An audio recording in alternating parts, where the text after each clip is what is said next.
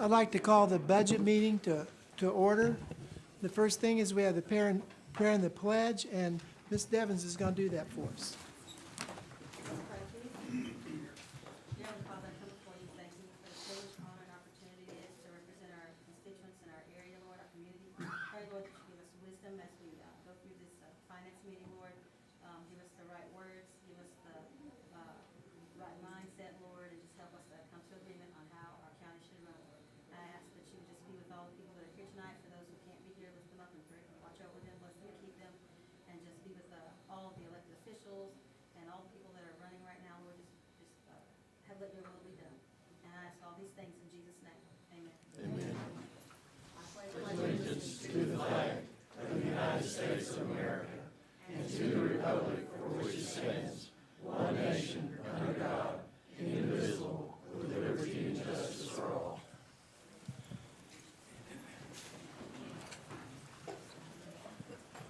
Okay, the next thing we have is the adoption of the agenda. Move adoption on the agenda. Okay, it's moved and seconded. All in favor? Aye. Okay. The next thing is the assessor's budget review. So, Mr. Hill, would you mind coming up and?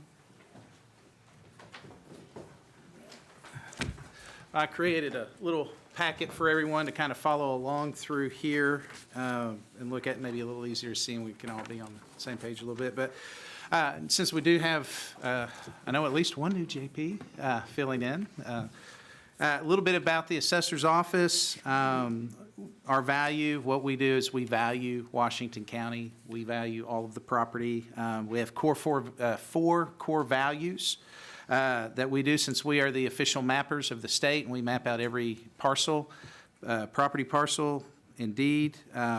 Used our four core values in the form of a compass to help us remember those. Our true north is to be nonpartisan. That's our fair and equitable piece, to make sure we treat everybody fairly and equally. A lot of the information that we take in, we want to make sure is exact, because a lot of businesses, companies, chambers of commerce look at our information on a daily basis to make major decisions. So we want to make sure the information that we get is exact, because it determines the value of the property, and because people make a lot of business decisions that access our data on a daily basis. So that's a very important core value, is to be exact. Next is customer service. We are probably the most have the most interface on a daily basis with customer service, whether it be face-to-face, over the phone, or over the internet. So we want to make sure that we provide the best customer service to the people accessing our data and assessing their vehicles. And our last piece is our education piece that we call wisdom, and that's pairing experience and education to have a very well-trained staff, because a lot of what we do is specialized. And so it takes a lot of training, continuing education, to keep up with that. But then also, too, we want to educate the public, letting them know about what our office does, what we're about, and how it works. And then our mission statement is to discover, list, and value all of the property in Washington County with the utmost accuracy and integrity, while developing a well-trained staff to better serve you, our county. We are, an interesting thing about the assessor's office, we are a commission-based office, which means we are funded in direct proportion to the funding that we provide. Since we provide funding to everybody, we're kind of the engine of the train, of the financial train. And schools get approximately about 82%. The counties get 9% of everything that we bring in. City, 7.1. Libraries, 1.9. So to say that, so when our budget is funded, the schools fund 82%, city 7.1%, the county 9%. So easy way of saying that, so if I'm asking for $100, only $9 will come from the county general budget. So we won several nominations, awards, and we're honored again, our recertification. And then we had two honorable mentions, and we're a finalist again in 2018 in the Digital Government Transformation Awards. And then we'll go right into the justification for capital request. We've got three. Capital request for $19,000. This would come out of our late assessment automation fund. So this would have zero impact on the county general. And like I'd promised last year, once this fund was started, once we had enough money in there, what I want to do is use that to keep our fleet up to date. And we have 6 vehicles in our fleet that we utilize. And what we would do is we make about 10, 11, 12,000 a year out of our late assessment fee automation funds. So about every 2 years, we would do that. And so that would put a 12-year cycle on each of our vehicles. So we're looking at 19,000. What we have now to get this cycle going, we've got a 2005 Trailblazer. Now, 100,000 miles to me is not a lot of miles. I've got one car that's got 300,000. I got another one that's got 250,000. So, but the miles that we do, especially some of these that go out there in the far ends in the different ends of the county, they do take a beating. Plus, when you have multiple different people out there driving in the field, everybody drives differently. And just over the life of a vehicle, when you have multiple different drivers continually on a basis, it wreaks havoc for that. I learned that in the bus ministry. We had different drivers every Sunday, and those buses, it was like, and I asked our mechanic, I was like, why is it? He goes, everybody drives different. And when you do that, your car becomes accustomed to that specific driver. But when you do different drivers, I didn't know that, till then. But anyway, it's a little interesting fact. Anyway, so that's one. Number 2 is capital request for $25,000 for a server. This would be paid out of the Amendment 79 budget and has no effect on the county general budget. Our current server is full and in need of an additional server. This is having a consultation from our IT department. And we knew it was coming up. And so we think we can get one that would handle everything that we need for $25,000. I can get this through Amendment 79, justified through Amendment 79. Again, zero effect to the county general. That comes from a half-cent sales tax from Amendment 79 is where that money comes from that we get. Capital request for $7,000 for a plotter printer. Again, the current plotter printer we have is obsolete. Replacement parts are no longer available. This too would be paid out of Amendment 79, would have no effect on the county general budget. And then next is the assessor's budget right here, general budget. Of course, in the highlighted areas, you see some things, and then I've got red if it's going up, blue or green if it's going down. And I'll be willing to answer any questions you have on any of those different line items. I tried to put a little one-sentence phrase for it there for each of those. That's in my little packet I gave you. Okay, so what questions do we have for him? Yes, Ms. Masson. Where are your salaries? That's in the other package you guys have. This is just a special one I made up for mine. The salaries is 4.3.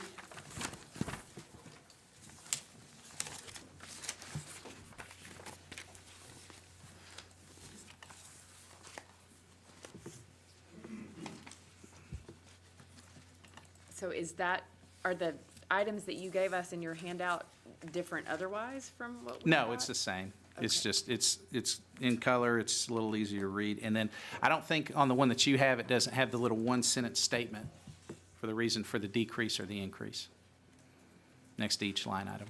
Okay, sure. Okay, thanks. Are there other questions? Yes, sir, Mr. Bowman? Thank you, Mr. Chair. It looks like here, just quick calculations, is you're decreasing about $12,000 in value and increasing about 6 or 7. Is that correct? In which part? In the increases and decreases, your little yellow lines here and the one that says red and blue. Or red and green? I just did try to do a quick calculation. It looked like about 12,000 decreases and about 5,000 or 6,000 in that range. Oh, I didn't do a total. Okay. I did it, yeah, I didn't do a total, so I didn't do an overall total of that. I think it may total it up down there at the bottom. If you look at the total other services and charges, in 2018, it was 205, 495, and this one's 206. Well, that's not such a big deal. Anyhow, I just wanted to, looks pretty pretty positive of reducing it there. Yeah. What about the vehicle? You get a trade-in on the old car or a vehicle? Correct, What- yeah, so we would trade that in. What I would like to do is, I mean, we've got like Chevys and Jeeps, and we have different things, so I'm trying to go to an all Jeep model, because they do, and I'm looking at a Jeep Cherokee Trailhawk. So the Trailhawk has all the off-road stuff, but it allows our business personal property to scoot around town and go and look for new businesses and audit businesses for the business personal property side, because we're going to really step up getting out there and hitting the businesses and making sure that everybody is being, everybody's yeah, counted. we're totally revamping that entire department and how we do that. So before it was more of you turn it in and we take your word. Well, now we're going to, you turn it in, we're going to verify. So, Okay, well, thank you. So they're going to be out doing that more often. But so, yeah, so I really did some research on the way we utilize and the different various aspects, from being around town to also, if we need to, send out there and go check on a house or a new property or a structure way out in the country. Those Trailhawks have better suspension and traction, and they're all four-wheel drive. Are there any other questions for Assessor Hill? I'm sorry. Yes. I just want to make sure everybody realizes that the budget overall is actually a $200,000 increase. So the handout is not complete. It's helpful for the Okay. the explanations, but if you look on your laptop tab, if you look at that, it's a $2.3 million budget. So I was a little hopeful, Yeah. thinking, oh, you found somewhere else to pay for $1.3 million. How nice. But that's wrong.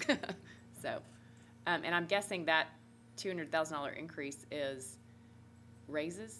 Yes. Is that factor in the 3% that I saw? That, and there's, yeah, we did yeah, it would be the raises, and then part-time went up a little Okay, bit. yeah, 'cause I see Yeah, the substantial part-time, part-time area, right. yeah. Okay. Okay, thank you. But just to clarify, my understanding is your budget, your entire budget, only 9% of it is what the county is responsible for. Correct. And so while it looks like a big number here, it's really much smaller for. Yes, for the county general, Okay. yes.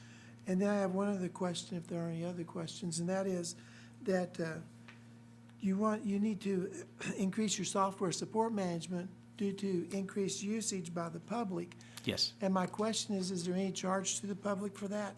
No. That is a free service to the public. It allows people to assess their personal and business personal property online. We've seen a tremendous spike. Now, this is from our contractor that contracts with us to do our online assessments, Data Scout. And they kind of, I guess, lost a little bit money on us this year because so many people are utilizing the online assessments now. And it probably because you can also get your tags through the mail as well, and so you don't even have to step foot in the DMV. So, but we've seen a tremendous amount of usage on the online, and they get charged for that as well, and then of course that rolls back onto us. Right. So we did see a jump in that. Okay, thank you. Now, are there any other questions? Okay. Before you run away, we probably need to go ahead and review this ordinance. And if it's all right with Ms. Maston, I'll just read it by title only. You don't have to read it. We don't have to read it in committee. Oh, we don't have to read it in committee? Okay. All right, but y'all have looked this over. Are there any questions on that portion of it?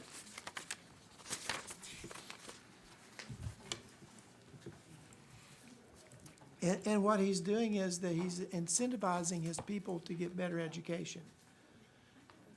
And so, Yeah, that was a It was different one. passed. What- Yeah, which- that was a different. This is changing commercial Yeah. business personal property Right. to To business business personal personal. property. It's going from grade 11 to a grade 12. He'll be presented at.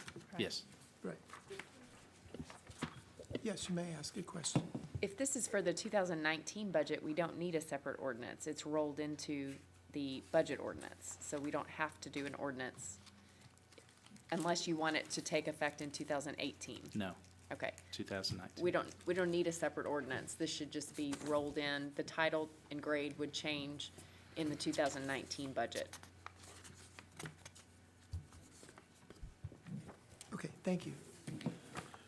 Okay, and if there aren't any more questions, I think you've answered our questions, and we appreciate that very much. Yeah. And so, we'll go on to the next thing on the agenda, and that's the sheriff's office review, budget review. And what we will do is, if we could have somebody come and talk about the step raises. And I guess you drew the short straw, right? I guess. It's my lot in life. Wasn't quite certain if we were going over the entire budget, what our proposal was, or if we're talking about the proposed step increases. Is what all do you want to talk about? Well, what I thought, we would start with the step increases, and then depending on how much time that takes, then we could, I'd like to talk about all the budget if we have time. Yeah, I don't think Get that out of the it will way. take long. Right. It might even be helpful to talk about it before we jump into, just to show you where we're at on our budget before this. That would and be everything. fine. And then a brief explanation. So for the first time in my life, I've got prescription glasses, and if I'm moving my head around and I'm turning green, it's because I'm not used to it yet. And the other thing is, I'm a little scruffy. I've never, in my 40-year career, I've never gone without shaving, but I've succumbed to peer pressure. We're doing the No Shave November at the sheriff's office for the first time, and well, I had to pay an extra $20 even to not shave between now and the first, so. Anyway, Holly said she'd be glad to pay whatever it is if I keep shaving, so we'll see how it turns out. If you'll allow me, just to deviate, Bill, I think it might be helpful if we did talk about our overall budget, first of all. In the jail, on the jail side, it's not general necessarily, but we always bleed over. We have not necessarily asked for any increases in the jail outside of medical and building maintenance. Obviously, on the medical side, we've got more detainees. On some of the justifications, as I went over them with the doc, and their request was that we're experiencing higher rate of acute illnesses that we're dealing with. They're taking over the over-the-counter prescription stuff. So there's a let's see, $115,000 increase on the medical contract. And then on our maintenance budget, an increase of $188,000. $90,000 to seal the joints and the concrete on the exterior of the building, which has to be done periodically or it starts leaking. It's a big expense. And then the rest of it is utilities. So our overall, we're not projecting, our meals. Obviously, it's hard to project if they're going to go higher or lower. They're probably going to be higher because our population seems to just keep increasing. But other than that, I'm happy to answer any questions on the jail side. Or have Randall come up, or Jay, or Rick. Yes, you may.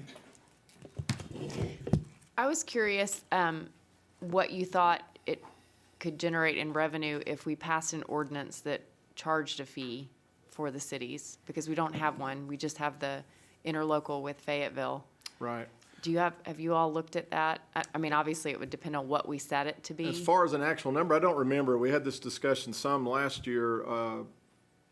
Mr. Bowman brought that up. We are currently working on this. Yeah. And we hope to have some numbers at the next meeting to bring to you. But we're working on this. The judge is looking into what would be, from that vantage point, what it's going to entail. That's the sheriff. Well, And so I'm sure he'll be talking to you very soon about this. But we just had this discussion earlier in the week, and we're certainly looking at doing that. well, I will say that I would like to hear your recommendation on it. Yeah. Since you're in charge of the jail, so Yeah. I would like to know what you think, whether that should be done. I can give you a preliminary Okay. food for thought for you all. in that I've never been totally opposed to doing that, okay, as far as charging the cities and everybody. It obviously would generate some revenue. As far as it covering the cost of running the jail, it's not going to. It's going to be one of those things where it's, in our minds, it's just doing the right thing. It's a pay for service. And, but what I would say is if we move forward in our bid to expand the jail and to do those things, I think it's a bargaining chip on the front end that if we were able to get a tax pass or whatever the method is, that it would cover the cost of that, and then when it runs out, then we start charging everybody a daily rate. Does that make sense? What it would do, I think it would generate buy-in from the cities saying, hey, we need to get on board and get this thing passed and share in the cost. Well, so I was trying to sort through that, the lawsuit between Blytheville and Mississippi County over this issue. And what do you all think about who the cities pay for? Is it just their misdemeanors? Yeah, up until that ruling, that was the thought process. It was anybody that they misdemeanor commits and anybody on ordinances. But, for felons, pretrial and all that stuff, we've always been under the impression you can't. But I think the ruling on that changed. They kind of defined who. So there are other areas that we could charge. For me to sit here and tell you it wouldn't be significant, that money that's coming in, I think that would be wrong because we could generate some money to help offset costs. It's not going to solve our overcrowding issue. It's not going to solve those things. But I do think it merits some serious consideration at this point. I mean, we're busting at the seams, and we've been in the county jail forever. We've never charged anybody. Historically, you remember why we charged Fayetteville. They shut the jail down the day we opened the jail without really any prior notice. We know Springdale's going to be closing their jail, so happy to have further discussions on that. But We are certainly going to be looking at this in the next few weeks. We're very serious about trying to figure out how to fund the jail. And perhaps we can do this so that we just have to borrow the money or go to a sales tax in order to pay for the jail. And hopefully, theoretically, but there's a lot of research to be done. We need to look at the models. I know Benton County's been doing this. I know Sebastian County does it as well.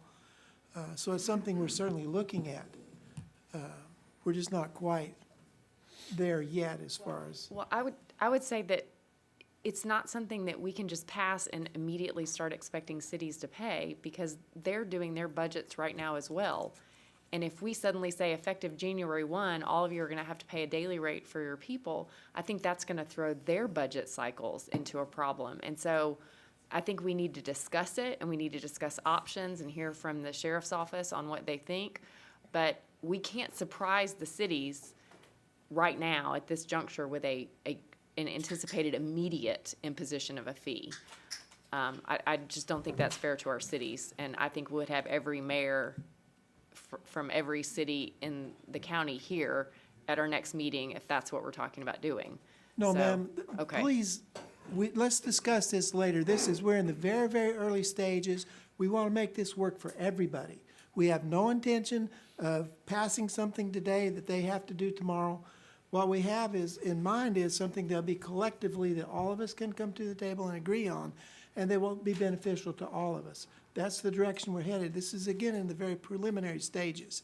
So if you wouldn't mind, if there are any other questions on this. Okay, Harvey Bowman, and then. Thank you, Mr. Chair. Sheriff, I guess my thought process on this thing, the daily charge to the cities would definitely offset anything we're having to take out of the general fund to help set up the situation down there and take the pressure off our general fund. As far as the new jail space and so forth, this is not a matter of trying to replace or cover the cost of a new jail. It's just a matter of taking the pressure off our general funds because we're not having to subsidize at the current level. And my guess is if you go ahead and double the size of the capacity with the extra personnel and everything else, there's going to be a lot of demand for ongoing fees throughout that process. And I guess my thought process at this point is that we've got to do something to take the pressure off the general. And early calculations I've seen indicates this probably generate between $1 and $2 million additional income for the jail. And I think, $600,000 last year is what we put in the jail fund, out of the general fund. So if we can go ahead and do something to take that pressure off, we know there's also been all kinds of pressure about changing the road allowances coming from the state between the cities and the county to try to offset some of the pressure. So we've got to figure out some way to try to get some of the pressure off our general fund. And, we've talked about the state increasing compensation there. I guess, I feel like we're kind of running out of options unless we do something along this line. I'm not philosophically opposed to charging the cities to house their prisoners.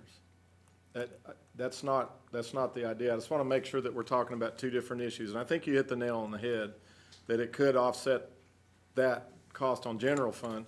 But if you think long-term, if you go back to what Eva just mentioned, if you give notice that this is what's going to happen, we're letting you start the plan for budgeting this.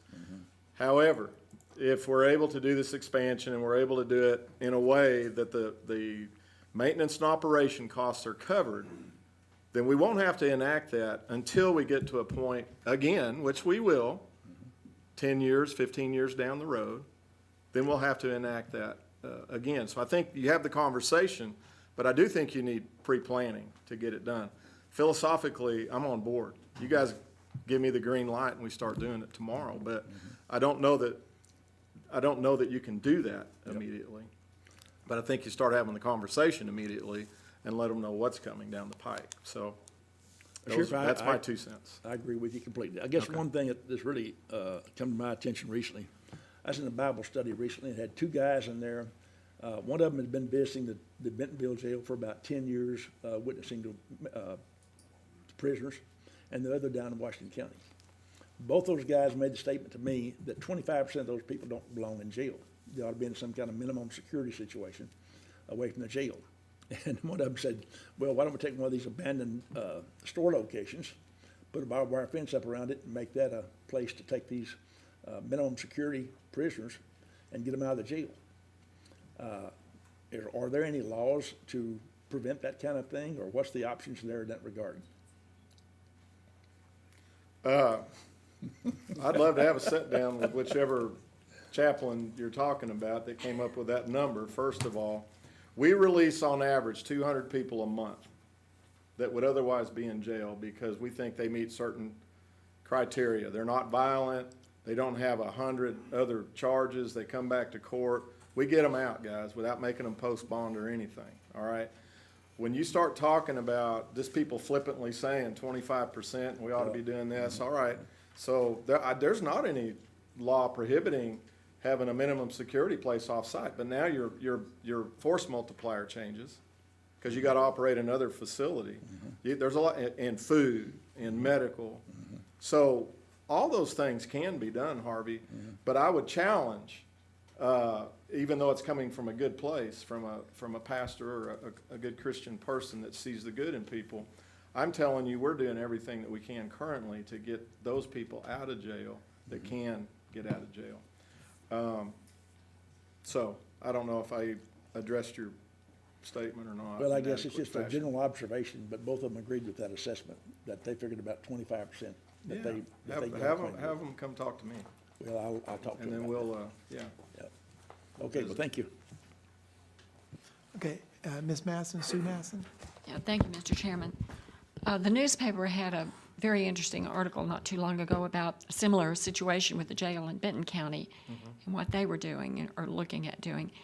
And part of the article mentioned one of the smaller cities or towns up there that had a process where they didn't even go to the jail to get booked or anything. And I didn't really understand it that well, but do we use that kind of similar option? So there wasn't any charge for people that. I think every department, I'm not familiar with that particular article, but if I'm following your line of, your statement, all the departments have the ability on misdemeanor charges, up to a Class A misdemeanor, to issue citations, to give a court date where they don't have to be booked into jail, but they have to show up for court, okay? If you'll remember, you may or may not remember, but whenever Fayetteville closed their jail, and they were booking in, I'll get this number wrong, but I think it was around 10 or 12,000 a year. They were arresting that many people. And when we put a dollar amount to that, it dramatically changed because we started tying dollars to their budget was affected and impacted. So they found creative ways not to put people in jail. So that number's been whittled down through the years of paying customers from about 10 or 12,000, I'm sorry if I've got that wrong, but down to a manageable number of, 4,500, let's say, a year now, okay? But basically by doing misdemeanor citations, things that prior to that, they didn't give a rip. They just arrested them, threw them in jail, and then they went on their merry way and went and got another carload and brought them to jail. But when administrators, the pencil pushers, and the bean counters get involved, they're going, hey, wait a minute. There's got to be a better way. And so that's what happens. I don't know if that's what you're talking about with Benton County. I think it is, but yeah. We've That's been what doing it's that at. for some time, or at least Fayetteville has. Well, that leads to my second question here. At the presentation that we had at the Jail and Law Enforcement's Committee meeting, I was really surprised to find out that Washington County has the highest per capita rate of incarceration of any county in Arkansas, and we're higher than the national average, which just sort of went against everything I've experienced. And that is that I've never felt afraid anywhere in this town, and I've been in all kinds of spots of town. Sometimes I was afraid the porches wouldn't hold me, but I was never afraid of any person. So I've tried to struggle with how we can have the highest rate of incarceration and me never to feel afraid. And so I thought, well, maybe we're just nipping crime in the bud, and once they experience our jail, they don't ever recommit. But I want to know if there's something else going on there. And We've got a great jail. They love to come back, and the food's really good, and medical care is great. I think that what I'd like to say to that is, if you also remember, one of the stats was that Washington County had the highest, if I get this right, in the state of violent crime per capita. But now I know, right? That's what I was looking at. But here's the deal. The way I turn that around and spin it positively is, you see a higher rate of incarceration, but it's because you've got great law enforcement throughout Washington County that are doing their jobs. That you don't have to sit there and go, oh my gosh, I don't know whether I can walk to the grocery store tonight or not. You have total confidence in the people that are serving you in that capacity. So I think that there may be a correlation in all that. We'll have to mine down into the weeds and really figure all that out. But those raw numbers do indicate that on that report. well, that's sort of the conclusion I came to. Yeah. Maybe we are making sure they don't reoffend, or Whether we make sure they don't reoffend, we're making sure we catch them. We've got great law enforcement in Northwest Arkansas is what it tells me. same conclusion. Thank Okay, you. Okay. And just so y'all know that there's another component to the budget. There are two components. There's what we spend, and then the second component is what we bring in. So we're planning on having a future discussion on this very issue.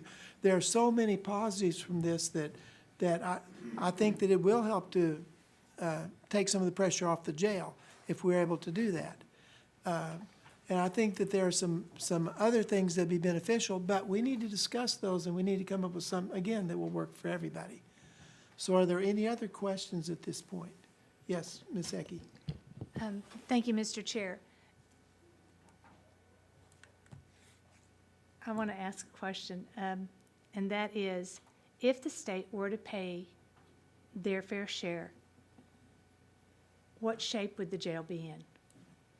Well, we certainly wouldn't have the issue on taking money out of general fund. Okay, so take pressure off the general. It doesn't help us in our space.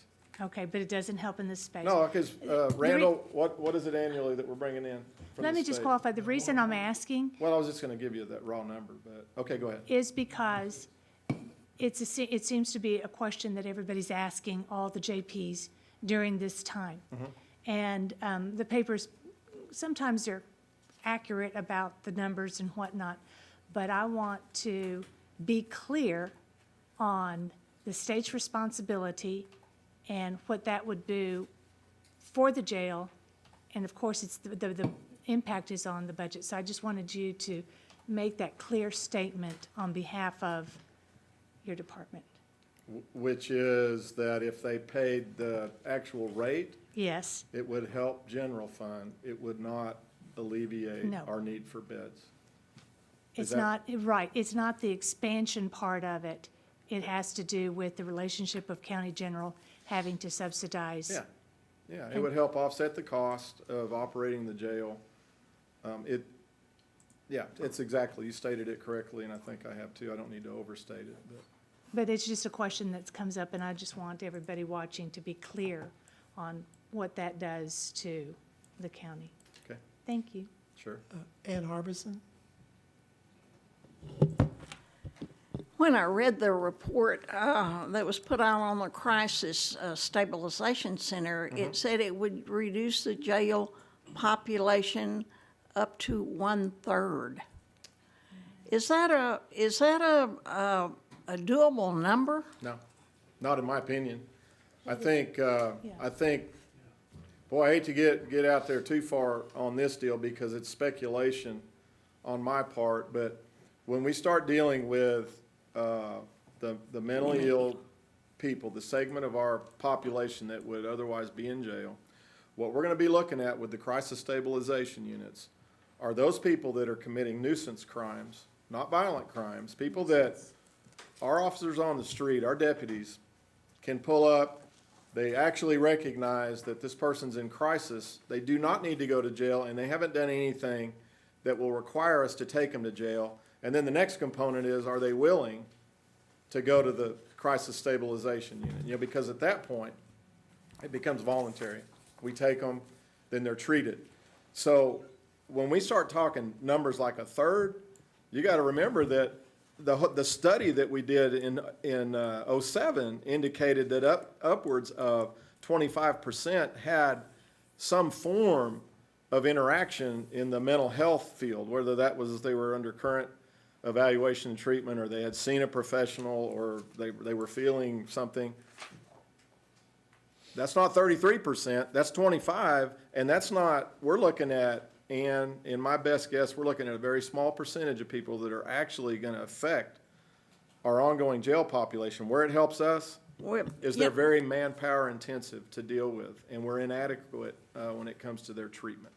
Well, So we're I gonna be thought, helping people. in general, that was true, probably closer, maybe, 2 or 3%, 10%. Because when I read that and I thought 1/3, then if if those people were removed from the jail population, but now you're saying that we're looking at people that are not gonna be going to jail because they haven't committed any kind of any kind of crime against society or against someone. They haven't taken property, they haven't punched somebody out or If it's something something we like can get that. around where they don't have to be incarcerated, we're gonna take advantage of the CSU program. But remember, the big picture is it's to help somebody that should not be going to jail. They've got mental illness. So there's two things in play. If they've committed a crime that we cannot get around short of booking them in, we're gonna avail ourselves of the CSU program. Sebastian County's been up and operational since January-ish, maybe February. And the last number I had that they had go through there was 100 and some odd. Am I getting that wrong, Jay? 30-some a month, I think. About 30 people a month. Oh, okay.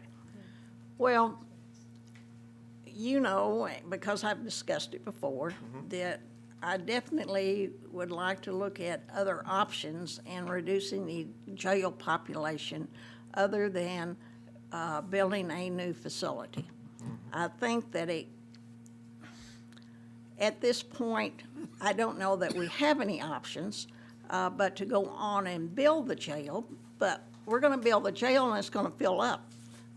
So we're gonna be in the same place in a very short time.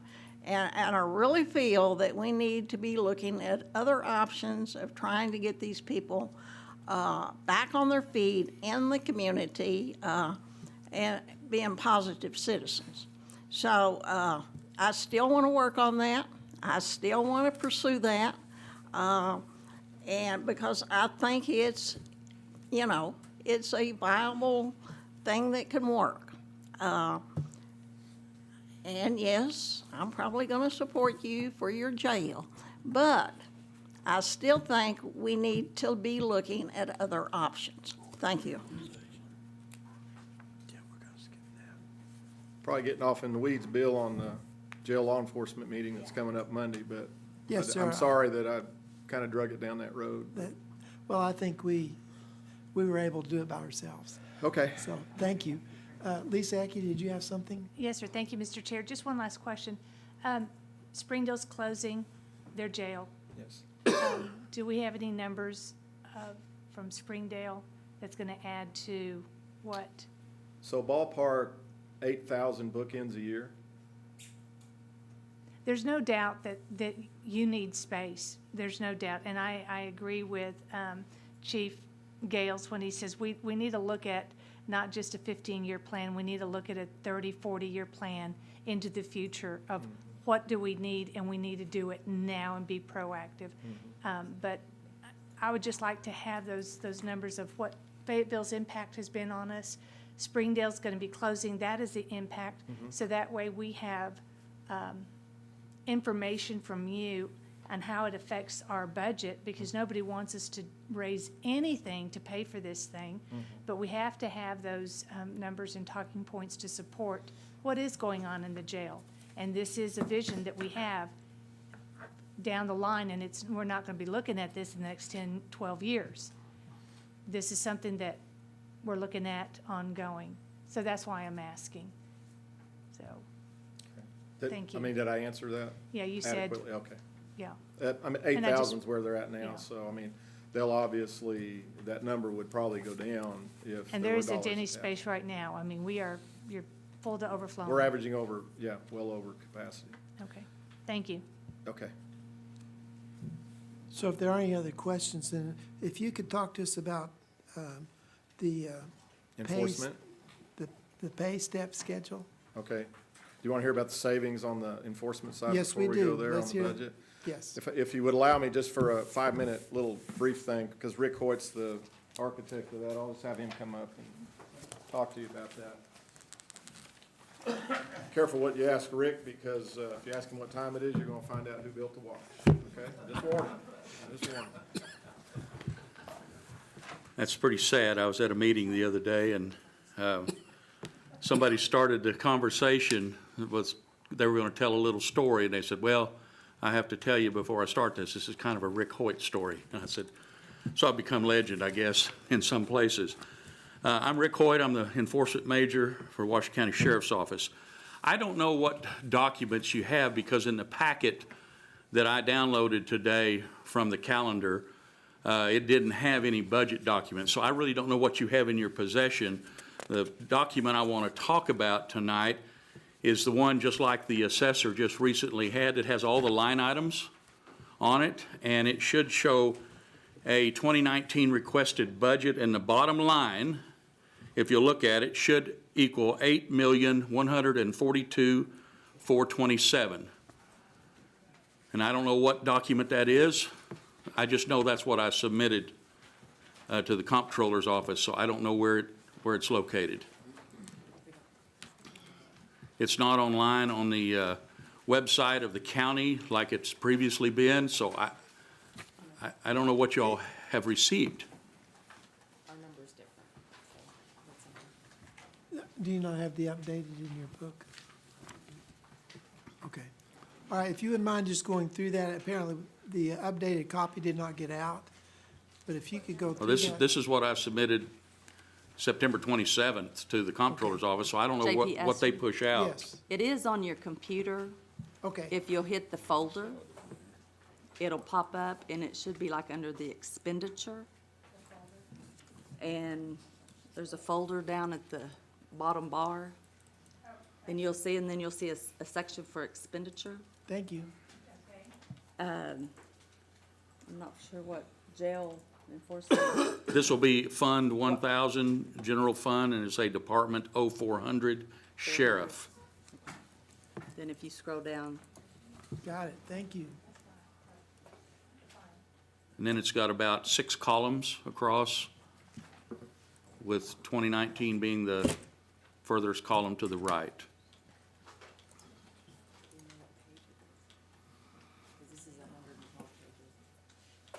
Just a moment, I'll tell you. Thank you, Ms. Burnett. Do you know what page that is?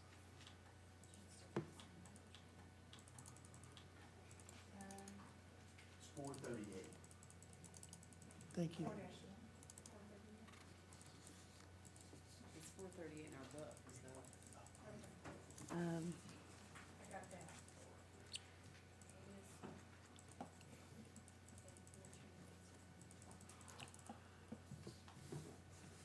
This is updated 10/23.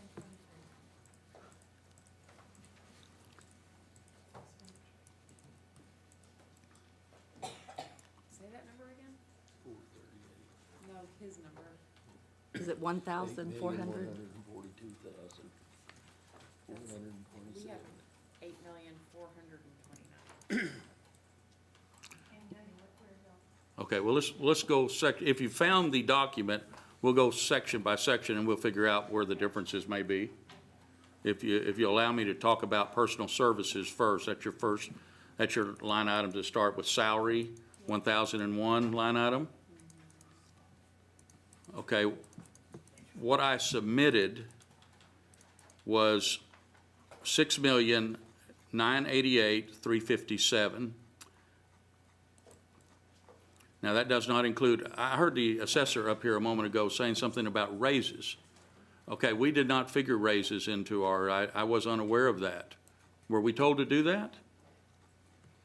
To figure, I believe that Shannon went in and added those for us to look at. okay, well then, he has added it, but I don't have what he's added, is what I'm getting at then. Yes, and that's, and we'll Okay. talk about that in a few minutes, so Okay. we could go over the rest of it, and we won't worry about that one at Okay. the moment. All right, well, let's start on this, the rest of it then, the supplies. And if you'll look at my supplies, and those starts with line item 2001. That first figure you should see is 56,503. Is that, everybody found that, correlates? Okay. And if you look at the total for that category, it's 592,471, which is a big reduction. And if you look at the next categories down, which is other services and charges, and look at the bottom line of that, you'll see it went up very slightly to 267,400. All right, does that correlate? But what I want to tell you and point out, that is a reduction in those two sections of 11.7% from our current budget.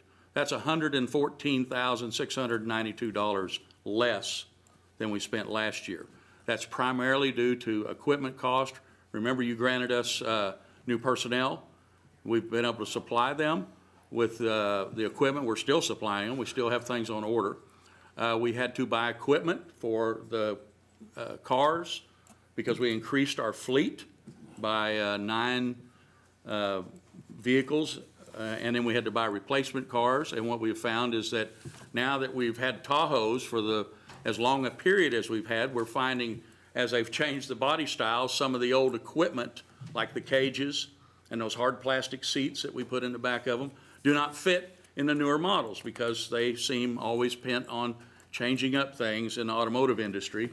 And so we try to find universal fit items if we can, and we've managed to do that with some items, but not all. So we've got 11.7% reduction. And then, I don't know if we're going to talk about capital, but I'm ready to talk about capital.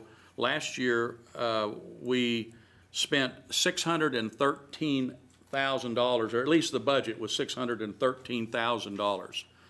My request this year should reflect on your sheet of $294,199, which is a big reduction, a reduction of $318,000.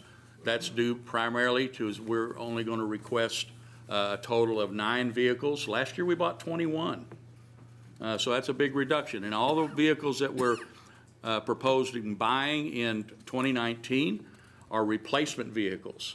There are no expansion. We're not adding to our fleet. We just have vehicles that are going to go out. And when you want to ask more detail on that, I have a lot more detail. And you should have received, I hope, something in your packet somewhere on the computer. It's a narrative. Now, it's dated. Granted, it didn't come in at the same time that I sent the budget in to Mr. Worthen, but it's dated October 18, 2018. And it's a document that says capital expense request for the 2019 budget. And at the top of it, it says $294,199. That correlates with that number I just gave you on my capital request. And in that are a page and another paragraph of full explanation of what I've just talked about, what those replacement vehicles are. It's 6 Tahoes, an animal control truck, and 2 unmarked CID vehicles. We buy our vehicles through the state contract. Those are bid through the state to get the best price. And this year we were fortunate enough to be able to get the same deal, which the law allows us to do. If we can get the same exact deal, we were able to go to Siloam Springs and buy from a Siloam Springs dealer. None of the dealers in Washington County would honor the state contract price, but that saved us a lot of trouble having to go to Little Rock and pick up 21 vehicles. That's quite a job to send, 21 people to go get all those vehicles. So we saved some money there in time in picking those up. We're still outfitting those vehicles. We don't have them all outfitted and assigned yet, but we're working on it every day.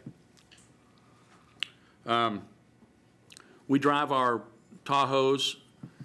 Years ago, for those of you that have been on the court quite a while, you know that we used to have Crown Victoria police cars. And those were very good. We were sorry to actually see them leave because they were a good serviceable vehicle, but we don't control what Ford does, and they decided to do away with them. We looked for an alternative and saw a lot of agencies were going to Tahoes. We got our first couple of Tahoes, and they have turned out to be a wonderful vehicle. We told the court at that time that we used to get about 80,000 miles of good life out of a Crown Victoria. But we told the court we think we can get 120,000 miles out of a truck-type chassis vehicle, and we have done that, and we are doing it. But I still will tell you, the 120,000 miles that you might put on your home vehicle doesn't compare to the 120,000 miles that we put on a vehicle with a constant opening and shutting of doors and a constant rolling the windows up and down and the idling and the using them in inclement weather and so on and so forth. They just wear down. And we need our officers to be safe. They drive in hazardous conditions, and they have to have reliable transportation. So we're not talking about replacing as many cars in 2019 as we've even done in the past. We recognized and appreciated the request from Mr. Ussery to try to cut back our budget. And overall, besides what the personal cost is before we add that back in, I showed we'd reduced our budget overall with capital, with everything, as submitted by 7.81%. Now, if Mr. Worthen has added the 3% back in, we're still down over 4%. If quick math, just take 3%. So I think we've done well. I think we've done what you've wanted, and I would entertain your questions. So what questions do y'all have? Yes, sir, Butch. Are all the vehicles mentioned gonna be brand new? All of them except possibly the CID vehicles. We actually, last year, for this year's budget, when we proposed the 2018 budget, we said we were going to get 2 CID vehicles that were off of the state bid because they had some that were $20,000. Well, guess what? It's around November that the state always rebids everything. So when the budget got passed, by the time we looked at the bid again, they don't even have the 20,000 vehicle on there. So we had to buy a used vehicle, and we found out one of our undercover trucks had too many miles on it for us to get we get a stipend back on one of our undercover vehicles from the DEA, and we get $700 a month if the vehicle is less than 5 years old and if the vehicle is less than 80,000 miles. Explain So- what CID stands The Criminal Investigation Division. And so we have a person that is assigned to another, it's to the DEA, and he drives a particular vehicle, and the DEA, in return for having our person work up there and us supplying a vehicle, gives the county back $700 every month. All right, that helps offset the cost of the vehicle, provided that vehicle stays under 80,000 miles. I don't know, it's federal rules. So we were informed that vehicle was approaching 80,000. We didn't know it at the time, so I had to take one of the CID vehicles that I was going to buy, and I had to buy a truck. And instead, I bought a Dodge truck and gave to this person. And then I took his vehicle, and now it has been rotated, and it was the other CID vehicle now. So it's still being driven, it's still being used every day. Thank you. And could you, just so that everybody's clear, could you tell us what that dollar amount was that you were down Well, before the raises? Well, total was, well, we can do some quick math here. It was 690,260. I showed that of that 690,260, my personnel costs were down 256,580. But that's before, like I say, I don't have what you have, so I don't know what that bottom line is. And if you would tell me what your bottom line is on total personnel services, $7,275,642. 72. 7275 Mhm. 642. 642, okay.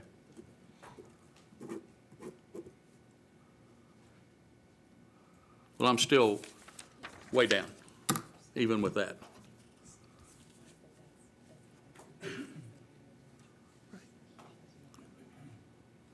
And the other thing that I want to make sure that we have a clear picture of is that obviously they've been doing a very good job to squeeze everything they can out until the buffalo has decided to squeal. And we're very grateful for that, you know. And so are there any other questions? Okay, then we'll go on to the next thing. And thank you very much. Thank you.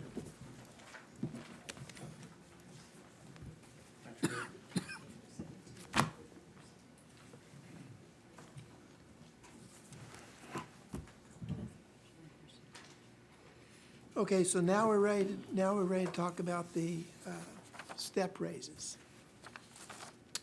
Okay.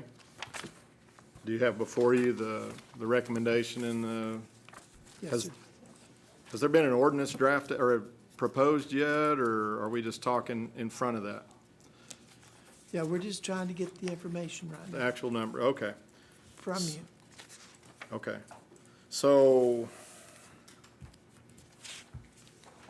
I think the actual number, if we went 100% with the total recommended step increase for our certified personnel, it was in the neighborhood of 983,000. Because I think there was some miscalculation on benefits on the front end by Blair or somebody, whatever numbers were fed in. Yes. It's page 10 and 11, 9, 10, and 11. Jay, why don't you come up and just in case I've Yeah, it's in your packet. Something you can read.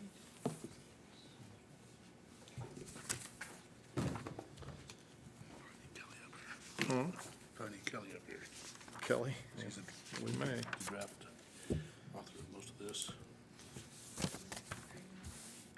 So historically, the way this all began was, you know, if you'll remember about 2.5 years ago when we were talking about what our deputies go through on a daily basis. You remember that, where we did, you know, dash cam videos, and really for the first time, I saw recognition in the eyes of everybody up here of what I was saying, probably short of Tom, who's dealt with it before, but started to really understand what our guys and gals go through out in the field. And a suggestion was brought up at that point from the court that we ought to look into separating this group of our employees out from the regular grading system within the county, because the job is so much different. The demands are different.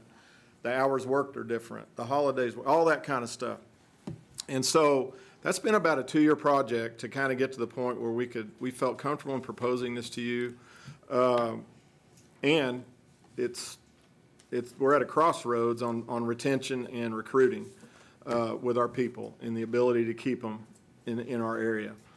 So what we did was we reached out, had our pay consultant, you know, look at the people that are in our area and the people that we lose most of our people to, which is Fayetteville Police Department. What is this plan, this step plan that they have that separates their enforcement folks out from the rest of the city? And you have had that before you for a bit, at least that presentation by Blair. I think that before we talk numbers and all that, I think that one of the things that really kind of mirrored what we were talking about and probably isn't clearly addressed in the pay, but we're often talking in the court about how great our benefits are and how great everything is. But if we'll look at who we're competing against for our employees, for instance, the city's retirement plan pays 89% of their base salary upon retirement, compared to the county's APERS plan, which pays 50% of the base salary at retirement. They work the same 28 years, they do the same job, if not more, and that's the discrepancy that we're dealing with. Not even asking you to address that, it's out of your hands right now. State law requires 3 weeks of annual vacation for city police officers throughout the state. We have to work how many years to get to 3 weeks? 12? Yeah, 12. City police pays police uniform personnel premium holiday pay for worked holidays. So these are things we're not even addressing in this plan. We're just really looking at the paycheck, about the guy that can leave our organization, basically walk across the street for between a $4.50 and a $6.50 an hour dollar raise. And in my opinion, for doing a job which is law enforcement, but a place where they've got people falling all over each other to back them up on these hot calls, county deputies get in situations where they're 20, 30 minutes from their backup getting there. As you know, we've talked about it. I've shown you what we're dealing with. It's a whole different animal. Yesterday is a perfect example. A burglary at a church in Springdale, just outside, that we're involved in. It could involve a potential shutdown of a school. Decisions are being made, rapid pace, trying to catch this guy. Is he armed? Is he not? We fall right into at the end of the day, we're requested to go to Madison County. We've got an armed person. Madison County is not equipped to handle. We show up, state police show up. We're in a standoff for multiple hours, where eventually shots are fired at our officers who are taking cover behind their vehicles, and ultimately the guy takes his own life. This is just a snapshot in the day of the life of a deputy sheriff that serves you every day. What I'm coming to you and asking you is to show that they are different. Their job is different. They need to be compensated differently, and we need to be compensated at a comparable rate with the people we're competing for their services for, or we're going to continue to lose really great people. We've had 2 deputies shot in the last 3.5 years in the line of duty. Check around, see who else has had that. It's because of the job that we do out in the field in rural America. It's not unique to Washington County, but it is unique to sheriff's offices throughout the country. It's very dangerous. They love what they do. They're not asking me to come to you for compensation. I'm coming to you because it's the right thing to do. You all know it is. And I know that you'll do it if you can figure out a way to make it happen. And that's why we're here tonight. Bill, I don't know what else you want me to say. I'm trying to do my best to sell you on this thing because it is the right thing to do. And if we're truly going to compete, I know that we've got some JPs that are going to sponsor the ordinance. Then we just got to figure out how to fund it. Now, tell me what you'd like for me to follow up on here. First of all, are there any questions? Yes, sir, Mr. Balls. So I'm reading it, and there's 82 people that you want to bring up. Yeah, there are Academy certified uniform gun toting folks on the enforcement side. I'm fine with doing this. I think that we can figure out the money. I'm fine with doing it. I just want to make sure I'm understanding. So Okay. the city of Fayetteville pays deputy chief $83,000. We're paying $79,000. Let me get to where we're going.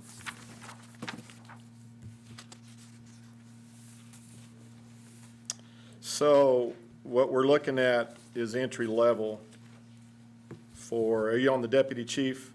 Yes, sir. That's minimum pay for job titles.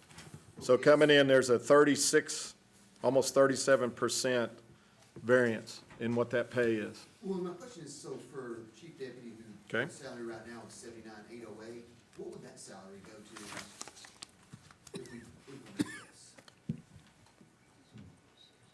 To the bottom, Sorry, I'm looking at your budget for what. I'm that sorry. position pays. Okay, And so you're paying that position right now $79,808. okay. So if we implement this, what happens to these positions where the minimum is 83, but currently they're at 79? What would happen to that position? I think we would bring it up to, and I may have this wrong, do we have it figured in here, Jay, for that upper end guy? I think we try to bring them into that step that they would, most Where they would closely- be on most the- closely fit. On years of service and all that, I think is what we're trying to do. That's what I'm It's trying spelled to- out in the proposal, I just don't, But I'm seeing a lot of think them they- are like, they're higher than what the minimum is, so I'm wondering, like, where would those guys be at on that? What would their pay level be? So I don't want them to come in if somebody's making, you know, if the pay level is 83,000 and we're paying them 79, I don't want to pay them. and this is where I'm inadequate on the actual numbers that have been plugged in. Kelly's sitting back here, our HR person, but what we've tried to do is figure it in based on, what you're seeing is the entry level. Right. On the city of Fayetteville and then Washington County. But then we've got a variety of people that, some people may not be affected at all, that they may be making because of years of service in.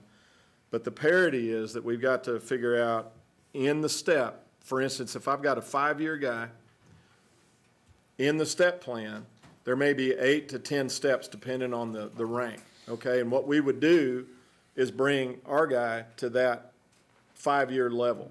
The 5th step, if you will, and whatever that is. But all you're seeing on here is the minimums, the entry levels. Like, where are those different levels at, where those guys gonna go? Because I don't want, like, you know, like I said, you know, the chief is making 79,808 right now, and the minimum's 83. I don't want him to go to 83. I want him to go like, what is that level gonna be? So you've answered my question, what I. Okay, it's based on where they would fall in the step based on their longevity. Okay.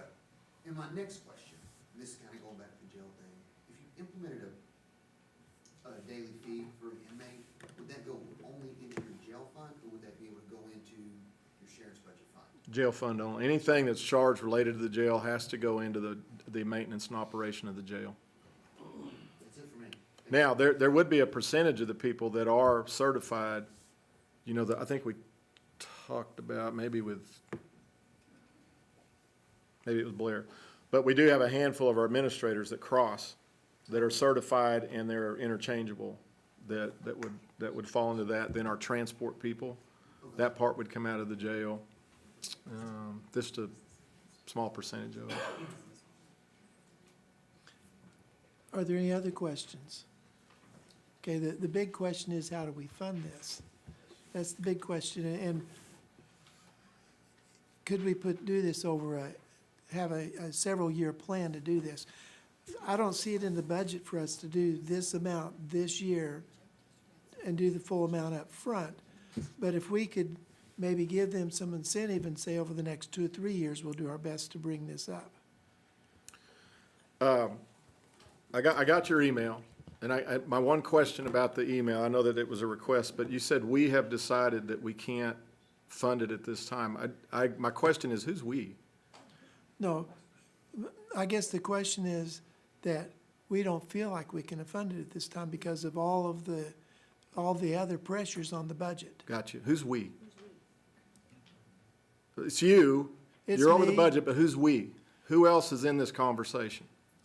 It was a conversation that I had with Bobby Hill and with the comptroller as far as the bottom line, what the bottom line looked like. Okay. And I probably should have said, I don't know what I should have said, but Well, I'm just trying to figure out who's involved in the conversation Right. that clearly involves the sheriff's office. I'm trying to figure that out. Look, I appreciate, always the tough job that you guys got trying to find dollars to do what you do. But, on something of this magnitude, what we're trying to do, if you talk about doing a 4-year implementation of something like that, it's really not gonna, we're gonna be moving further and further away from the target goal. Do you understand that? Fayetteville's gonna get these raises and you're gonna be gone, or, the quorum court's gonna change. People aren't gonna remember where we're at. I can go back to articles, to where Fayetteville has had to do this, and hey, I get it. I know the funding is different. But I also know that they had to take money away from other projects to fund their law enforcement and their fire. And the quotes are one after the other about sometimes we've got to take a leap of faith to ensure that we hire and retain the best people to provide this service to the citizens of our city. I would albeit say that every one of you would say the same thing about your county. We can go back to articles where in the state of Arkansas, it is ranked 51st in places that people want to get in law enforcement or that compensate and take care of the law enforcement. We are the worst state in America. Let's don't let that continue to be in Northwest Arkansas. Come on, guys. This is our opportunity to make a change, help me keep good people, help me recruit good people. But more than that, it's the right thing to do to compensate people that are doing a job that is so dangerous and thankless.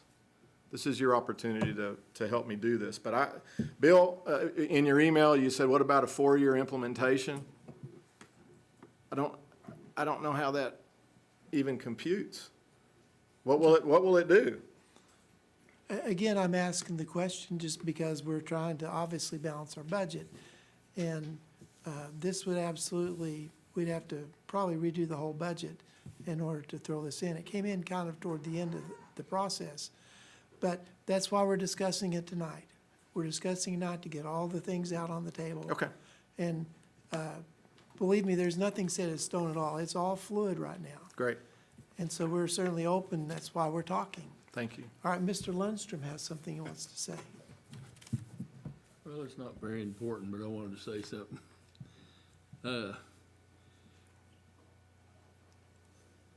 This pay raise is good, but it doesn't really solve the whole problem, does it? When you compare Lofty with Apers, that's a big percentage difference. So somebody may still go from here to there because of the retirement difference. I know when I started the police department at Elm Springs, I hadn't talked to the Board of Standards or anybody yet about how that had to be done, but I learned very quickly that I had to give every man 3 weeks paid vacation the day I hired him. You know, that's the difference between a city and the county. So if all of this were changed, which is what you'd really like to see done, or I would like to see done, to properly compensate these people, I don't know how we could change the Apers problem, which somehow, I don't know whether we could register them with Lofty or what. But you get into that, even then you would have to have more officers. You know, I started out thinking I could do 3 and quickly realized I had to hire 5 to do 24-hour service, because cities all have, you know, they're off every holiday, national holiday, off on their birthday, 15 or 20 days a year sick leave. That requires more people to get the job done. This wouldn't, you know, just this price increase wouldn't affect all that for you. But if we could fix those other problems, you probably would have to have a few extra people to fill the job. So I would think just fixing the price would be good, but I'd like to, of course, I'm not gonna be involved, but I'd like to see somebody try to correct some of these other problems, and I just don't know how to do it. I don't know whether we could register that group of patrolmen with law fear or what. I don't know the answer to that, and I don't know if it can be addressed in a different area, even with APRS, to get that. But I would like to address the one comment about people going for the retirement and all that. I think that would be a much smaller percentage of people that are probably have been here for a while and recognize that, golly, man, you know, the majority of the people we're talking about are in their first 1 to 5 years, mainly the first year, you know, to get them and hold them. But a deputy sheriff, by and large, 95% are deputy sheriffs because they love serving in this capacity. We nationwide, deputy sheriffs are different. They're servant leaders, they love to serve people, and they do it for peanuts. But what I'm telling you is this is an opportunity for us to compensate this great group of people to keep them from having to leave us, to support their families. Young families, now remember, they're not thinking about retirement, Tom. I put that in there because I know you all understand it. The people that I've got are thinking about putting food on the table and taking care of their family. Maybe their wife can stay home instead of paying daycare. And if they can get a $10,000 a year raise by going across the street, what's a young person early in their career gonna do? They're gonna go. They're not only going to just get a $10,000 a year raise, they're going to get an extra $20,000 a year, year when they retire, if they're on the LOPRI program. Yeah. So, I'm just saying that somewhere down the road, I'd like to see that changed as well, Well, me and you if both. possible. I don't know how it's to be done, and I think, it would require us to have a few more people. If they went on 3 weeks vacation, everybody you have right now, it just it eats up time. Anyway, thank you, Mr. Chairman. Thank you. All right, Mr. Balls? Thank you, Mr. Chairman. You guys have saved quite a bit of money in your budget. I think that we could use some of that to put towards this and look to find that money elsewhere. And I'm sorry that you found it out tonight, that a small group of people are telling you that you can't do it. We determine if that money can be done. Us 15, not 3 people in a room. I think that we can, with what you guys have saved on your budget, I would like to see us try to find that money somewhere. Because I agree with you, you're spending a lot of money to train these people. A lot of money. It's an investment. They stay with you 2 or 3 years and they go somewhere else, you're out that money. So I think you're gonna get a better product. Yeah, it's gonna cost us a little money, but I've talked to people in Fayetteville, the way they do this, they got good people working there. That's what we want. I think that we can figure this out. We gotta find a way to do it. I support you on this, and I think that we need to find a way to make this work for you guys. And I would like to see a breakdown of some numbers of, where these are gonna be at and what the total overall cost is gonna be, if we could get that. I'm behind you 100% on this. I think Blair's September presentation had all that in it. Yeah. Now, the numbers have changed just a little bit, but not very much. Please allow me just to interject. I didn't make that statement to cause this to be a contentious meeting. I really just wanted clarification as to who we were.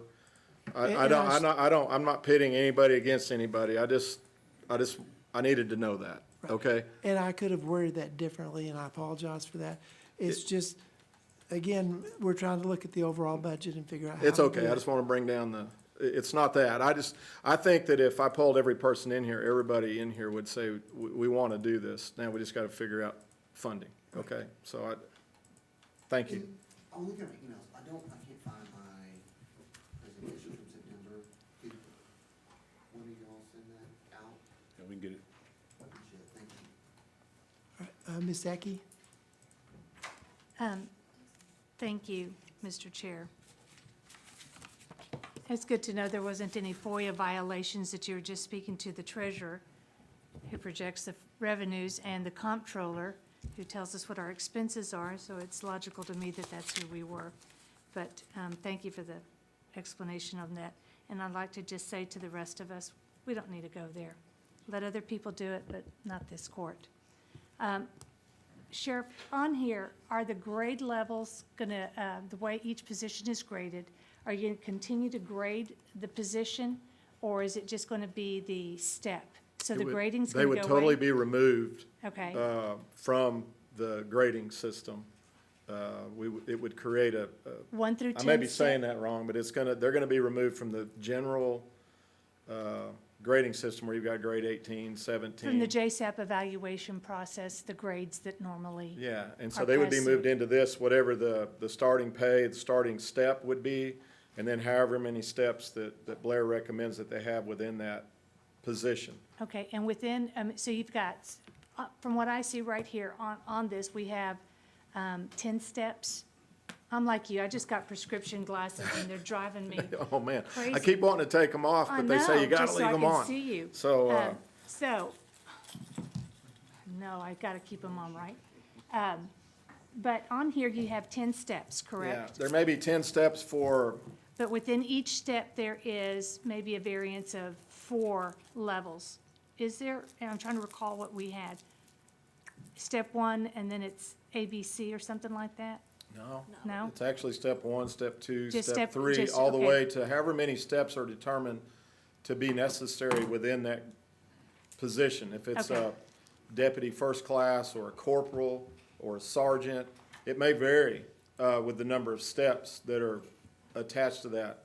I wish I had that report that we had, because it had them all in it, the one, Right. we'll make sure Right, you I'm get just that trying to again. recall Yeah. the information that Blair shared with us. Uh-huh. And because rather than just scrolling up and down and seeing how many are at 1, and then 2 and 3 on what we have, it'd be good to know, this is how many that are gonna come in at 1, this is how many coming in at 2, 3, 4, 5, 6, 7, 8, 9, 10. It's- And this is what the total number is this way. Just for me, I could see that. Is it in here? Kelly to the rescue. Well, we had it, he As submitted well. it. Just to interject, along those lines, when you start talking about a 3% increase or whatever, you gotta remember too, to help with that, these people would be removed from that cost of living raise. So when you figure that in, it's the stab isn't quite as painful, perhaps. So they will not, okay, say that again, they will not be included in the general personnel employee raise at See, all. that's what a step plan is. That's what They're the step plan guaranteed will, okay, to go from A to B to C to D, all the way to the end of that. That only time that would change is if Blair had to bring up the bottom again or something like that to adjust, yes, okay? But once they're removed from the county general, or the overall employee compensation plan, they would be in their own mechanism. So it'd be easier to budget every year. You already know what it's gonna be. and so, let's just say hypothetically, the 3% that has been included in this year's budget could be taken out and applied to the STEP program. Yeah, I mean, it would be a trade-off. But what I'm saying is, Sure, you've already figured in you part put of it in the this. right bucket, You're already is what you figuring want. part of this in, Okay, you know, as far as the dollars. It's just they be reallocated. So I'm just saying that the pain overall isn't gonna be as big as the overall number. You're already figuring a Sure. certain amount for those people. sure. And you are correct in saying that every member on this court supports our law enforcement. No I mean, doubt. that is why people are coming to Washington County, because it is a safe place for Sue Madison to walk at all hours of the night and feel safe, no matter where she goes.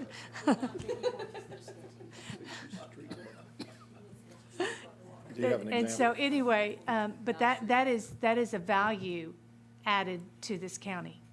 And we want to honor and respect and support that.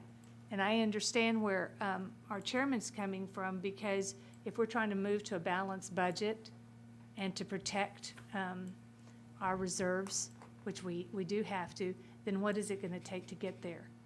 And I understand, that thought process. But, I just wanted to see how many are coming in this way, and your total request would be for this 10-step process, excluding the 3% raise that we're gonna have that offsets it. What number do we have? So to me, it's kind of narrowing into how much we really are gonna need, in my mind, Over the 3%. over the 3%. But you need to address Okay. something on there. You have, so you do have that, We've got Yes. each position as to where, it would- On page 12 of today's packet, it's pretty small print, so. yeah, okay, that's fine. And it, Go ahead and explain it if you, well- if you could. on page 12, it, It shows all the rankings, yes. right, yeah, and indicates how much time they have in that position in months, and that's what Blair used to extrapolate that out. Where's the time and months? Oh, okay, Across the top of the date- page, it's the 1, 2, date, time, and 3, 4. position, okay. Fifth column over is the time and months they have, and then years and months is the next column, and it shows Okay. what step they would fall into. Right, Like they would, the very first position, number 180 is animal control, has 112 months of service. At the corporal level would go into step 8 okay, in the step plan, based on her, sure. And Months then of you have the service. pay variance Right, extended yeah. out. right.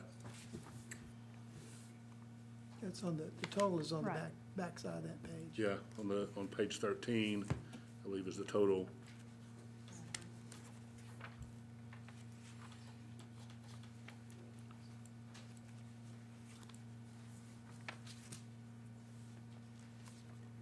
So, Mr. Bowman? Thank you, Mr. Chair. Sheriff, I've been sitting over here for 6 years on this doggone deal, and it seems to me that every year, the jail is putting more pressure on our general budget than any other department. And, you know, sometimes it's not just a matter of what we'd like to do, it's what we can afford to do. I found that at my home a long time. And, you know, it's obvious that these guys need a raise. It's obvious the competition is really putting a lot of pressure on. It's also putting a lot of pressure on the road department. And, you know, I think at this time, you're the guy with all the experience in the enforcement area, in the jails area. I'd like to hear some really strong recommendations on your part about how we're gonna fund the cost of covering the jail expenses and this kind of salary increase and so forth. We're sitting over here and we've got a preview or overview of the total budget. And we gotta work somehow close to those parameters. And, it's been a miserable job to get done. And, I just like for you to bear down on this thing and come to us with very strong recommendations on funding as well as, covering these expenditures. do what I can, Harvey. Sir? I will do what I can. Well, Sure. you know, I think we need to be explicit here. You know, we're talking about, just these basic numbers are giving us over $1 million increase in the labor cost here. And, we're also looking at the situation here in the jail where we're talking about having to bump, tax rates and so forth to get a new jail, an extra space. We're dealing with a lot of difficult problems here, and, they all relate to your department. And, you know, I'm not an expert in that area, but I can do numbers, and I know the numbers are really, really difficult at this point. So, if you'll give us some strong recommendations about what your ideas are about how this need to be reconciled, I'd really appreciate it. Sure. Constitution's a funny thing, isn't it? You know, that I really don't have any choice about keeping these people but what I do have to do by law, by federal mandate, is to make sure that the facility we do run, Yep. we treat them humanely and we protect their rights while they're in there. Yep. A lot of the things you speak of, yeah, let's put it all on me on how we can correct that. Well, there's a lot of obvious things out there that would include hard decisions by you. You know, you as a court, and I don't sit on the court, and I don't have your platform. You know, my platform is to be a law enforcement leader, to get up and do the right thing every day and lead my people to do the right thing every day. And that when they don't do the right thing, that I address it immediately and handle that.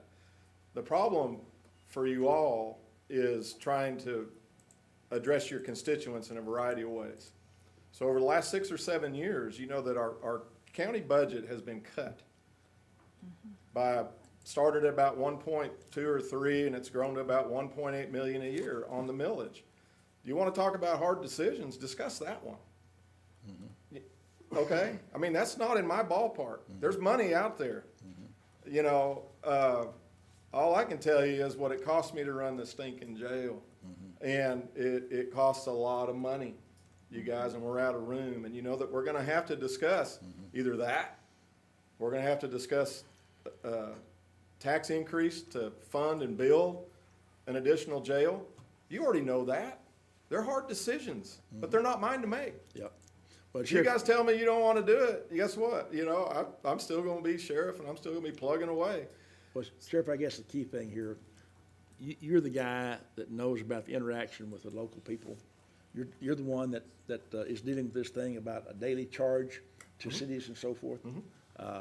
If you think that'll be a part of the solution to this problem, then I'd like to have a firm comment about that.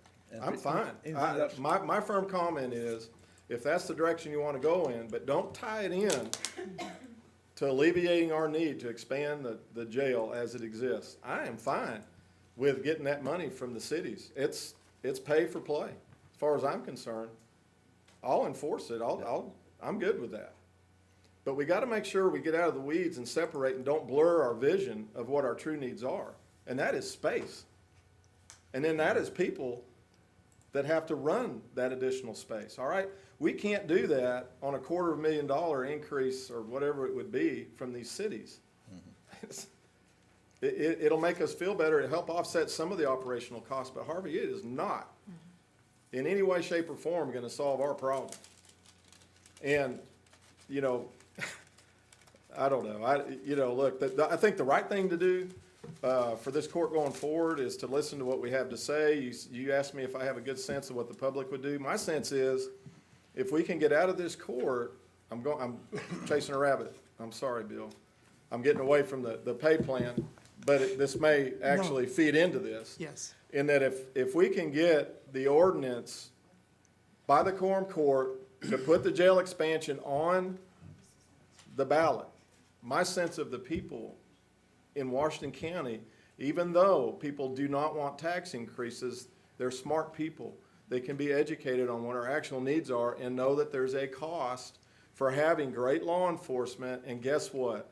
Running a good detention center is part of the whole process of providing great law enforcement. So I think that if we're able to get that in, you keep talking about the jail's drain on the general fund. I think in the long run, what that does, it alleviates the necessity to draw from general for jail maintenance and operation.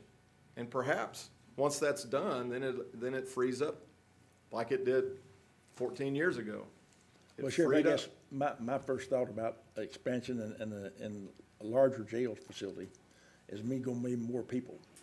And more people on a salary range like this is gonna mean more total outgo there for personnel. And you're telling me then that the half-cent sales tax out here is gonna be covering that on an ongoing basis? I am. Not forever.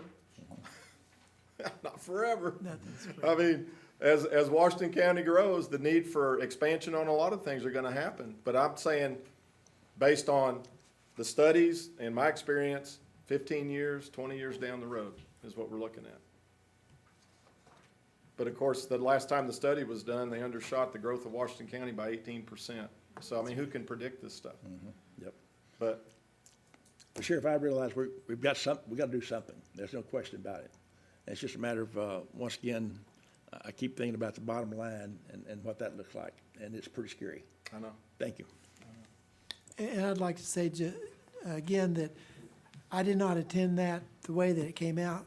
My intention was for us to discuss it, for everything to come out in a forum just like we're doing tonight. Sure. And we're going to do all that we can. And again, I'm working on at least 3 different things in order to increase our revenue. And if we can get those things in place, I think they'll take care of the whole thing. What are they? What are they? Yeah. The first thing is that I'm working with as soon as the election's over, I'm gonna be putting a lot more pressure on our representatives to go down to Little Rock and reimburse the jails for the proper amount.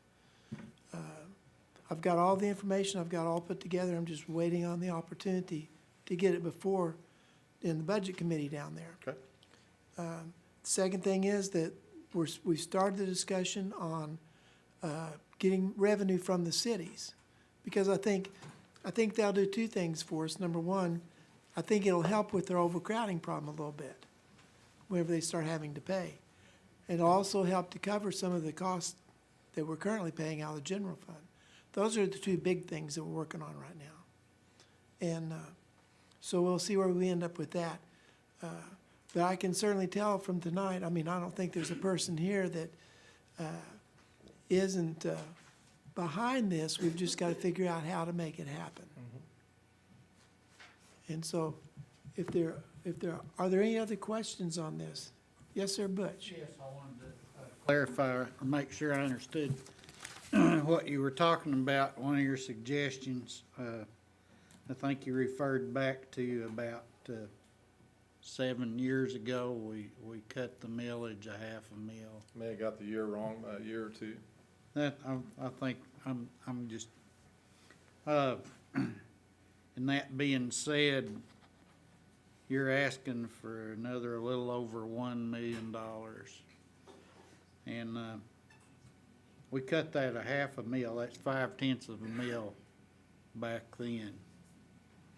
And, a tenth of a mil brings in about $330,000 a year.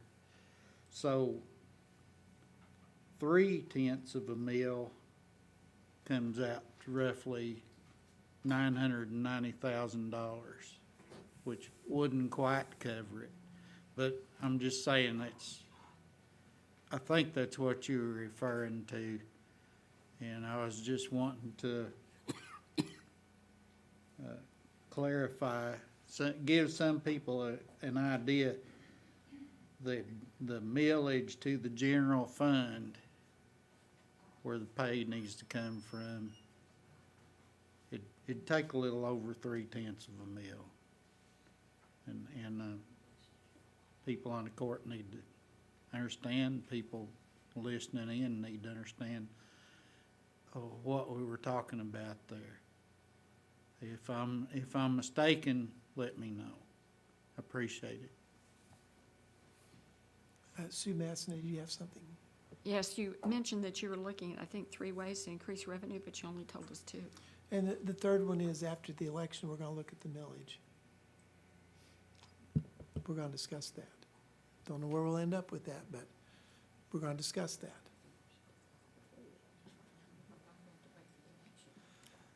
Well, I know it's a touchy issue, but if you're asking me to find funding streams, I don't even have the ability. No, it's not your responsibility. It's You all have ours. the ability, I don't. Yeah. They're just hard decisions. We would rather for you to do your job, and then we'll do our best to do our job. Thanks, Bill. So, and we do appreciate that. So, yes.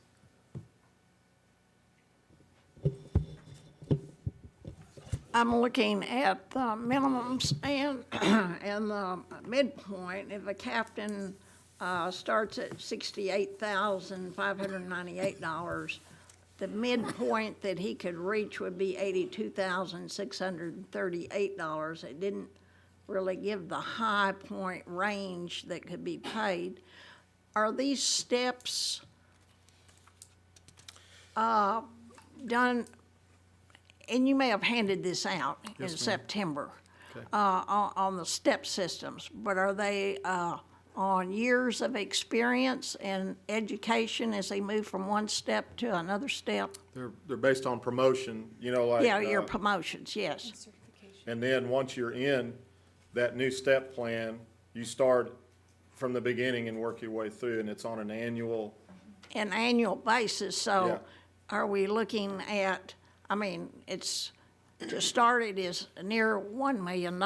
Then what will it be the next year if everybody should move up a step?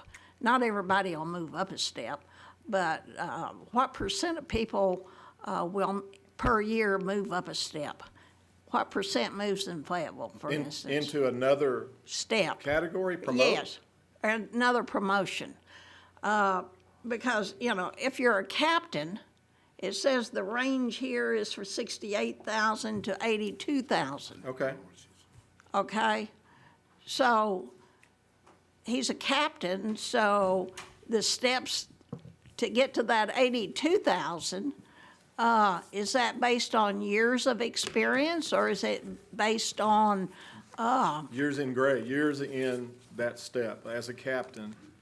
Basically, you get, it's a step increase every year, and then there's a range within there. right? So what's the dollar step per year? It's about 3.5%. Average 3.5%. 3.5%? And the captains. Oh, I see where the confusion on the captain. The captains and above, when we compare to Fayetteville, they're in a range. Right. They're not in the step. Oh, this little caveat down at the bottom here is not the range. Down at the bottom is what? It's a range for them. Captain and above is not in a step plan, so they don't get the automatic. Oh, okay. It only goes up to lieutenant. It would be our And deputy that first follows class to Fayetteville. Okay, lieutenant. oh, okay. That follows Fayetteville's Oh, line as okay. well. They're the same. I was reading this wrong then. Well, I'm So, sorry for the confusion. Anyway, okay, thank you. If you back out to 3%, go with it. They budgeted Yes, sir, Mr. Roush. 690 less than last year. So I'm on the, so I understand that this, a STEP program, is it performance-based? I mean, once you're in this program, is this automatic? I mean, Once they're in that, if you want to call it the step or a grade, let's say, for instance, we're talking about a corporal, a first-year corporal, then he'll be within a range of 8 to 10, whatever we determine, steps. So for the next 10 years, he can map out his budget, his whatever. This is what he's going to make next year. This is what he would make the next year, the next year, and the next year. Short of implementing a merit-based deal to where you tinker with stuff like that, they would be guaranteed that next step. As long as they stayed employed, doing their job, then they would go to step 2 the next year, then step 3 the third year, fourth year, in that grade. Does that make sense? Yeah, so how's it handled if he's not doing his job? I mean, You fire them. okay, so you have that Basically, I mean, capacity. that's what you rely on me for is. Okay. Yeah, we want to be the best, we hire the best, we retain the best. Subpar, obviously not everybody operates at this level, but what we don't tolerate is this level. Does that make sense? Mm-hmm. I don't live in the world of civil service and things of that nature, so if it becomes apparent that somebody is violating policy consistently, they're not able to live within the rules of the sheriff's office, and they're sullying in any way the reputation of this sheriff's office, they are no longer going to be working here. Okay. I hope that's the confidence you have in our leadership team, but that's how it works for us. Yeah, I don't, Are there any other questions? Mr. Chairman, J.P. Eckey brought up a point about the 3% increase that I think has been talked about for all employees. So if you back that out of our enforcement budget, that 3%, which is kind of what she was, I think, alluded to, then our enforcement budget is $690,000 less than last year. If we take out that 3%, so $690,000 less than it was last year. Without the 3% increase that Shannon has just plugged in, Right. just for figuring purposes. So there's $690,000 less than last year that can go a long way toward the $775,000 total for this plan. Mr. Mayor. So your request for personnel includes this STEP program? No, No. no, our request as you have it, As we includes the have- 3% increase that I think that all Okay, so county that was the employees have been. 7,275,000. Okay, so your original personnel request for 2019 does not include the STEP program, correct? Right. That's It's correct. just straight, Whatever was JSAP included, whatever program. Shannon was asked to put and in then, there, I guess so, it was a 3. right. And then we added the 3%, which kicked it up to $7,275,642. Yeah. Okay, So if you back that out, then it's almost $700,000. yeah, then goes back to, okay. Gotcha. That's what I was trying to understand. Is this something that's gonna be, when do you wanna implement this? Well, in 19. I mean, In it 19. would be, that's why we're here during the budget cycle, and I think that's what I was trying to explain a while Okay. ago, that the actual pain is not as significant as the million that's presented. It's somewhat less. Okay. You know, if we back out the 3%. Right. And Yeah, that's, okay, Because you're already And then- and you're you were already not- knocking 700,000 off the top, Right. right? Off of what we're already budgeting, well, that was the point I was trying to so you're adding. get, ask y'all to make it a little clearer on that. That thought just left. It's the glasses, put the glasses No, back put the on. glasses on. So we wouldn't ask for the 3% that they So- have figured for everybody and the step. So We with would this ask for STEP program, are y'all gonna, is this gonna have to go through an ordinance to change? Yes. Yes, okay. So that's step one, and then step two, well, actually, the step one would be for y'all to show us what your personnel budget really would be if we implemented this for 2019 in comparison to what this is? Yes or no? Can y'all do that? You've got it. Where is it? Page 12, Page 12? page 12 on today's handout, for today's packet. All I'm seeing, So this is almost all enforcement except for clerical and that type of thing, so it's 770. I'm only seeing 73 or 75. it's on the other page. It's actually on page 13 is the total. I have 13, but it has just the captain, major, and deputy. Minimum and midpoint. That's what I have on page 13. Look above that, it's a total. Chief deputy, No. Ma'am, page 12, yeah, page 12. above that? Yeah, chief deputy, the line right below that. Oh, 775,000. Yes, Is that's that- just salary. That's what you're asking for salary. That's salary, yes. And then there's, benefits, which include the retirement and Well, the that's what I'm asking. county share of the What would your FICA. entire personnel budget with that, plus that, and that, and that, and that It would request increase- be? It would increase $983,000 over what? $983,000.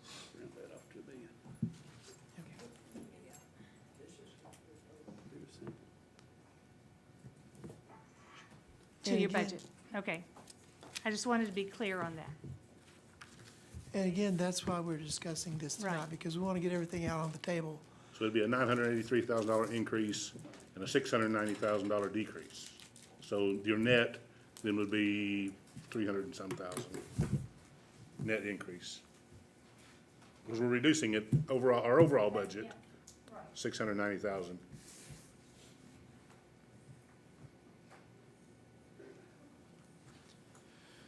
So what I would like to do,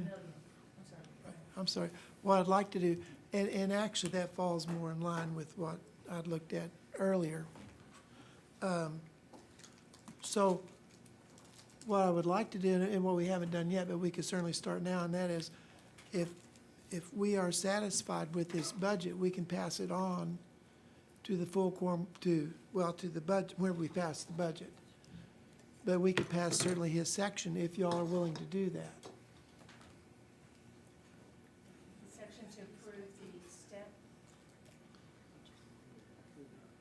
Right, Is that what you're saying?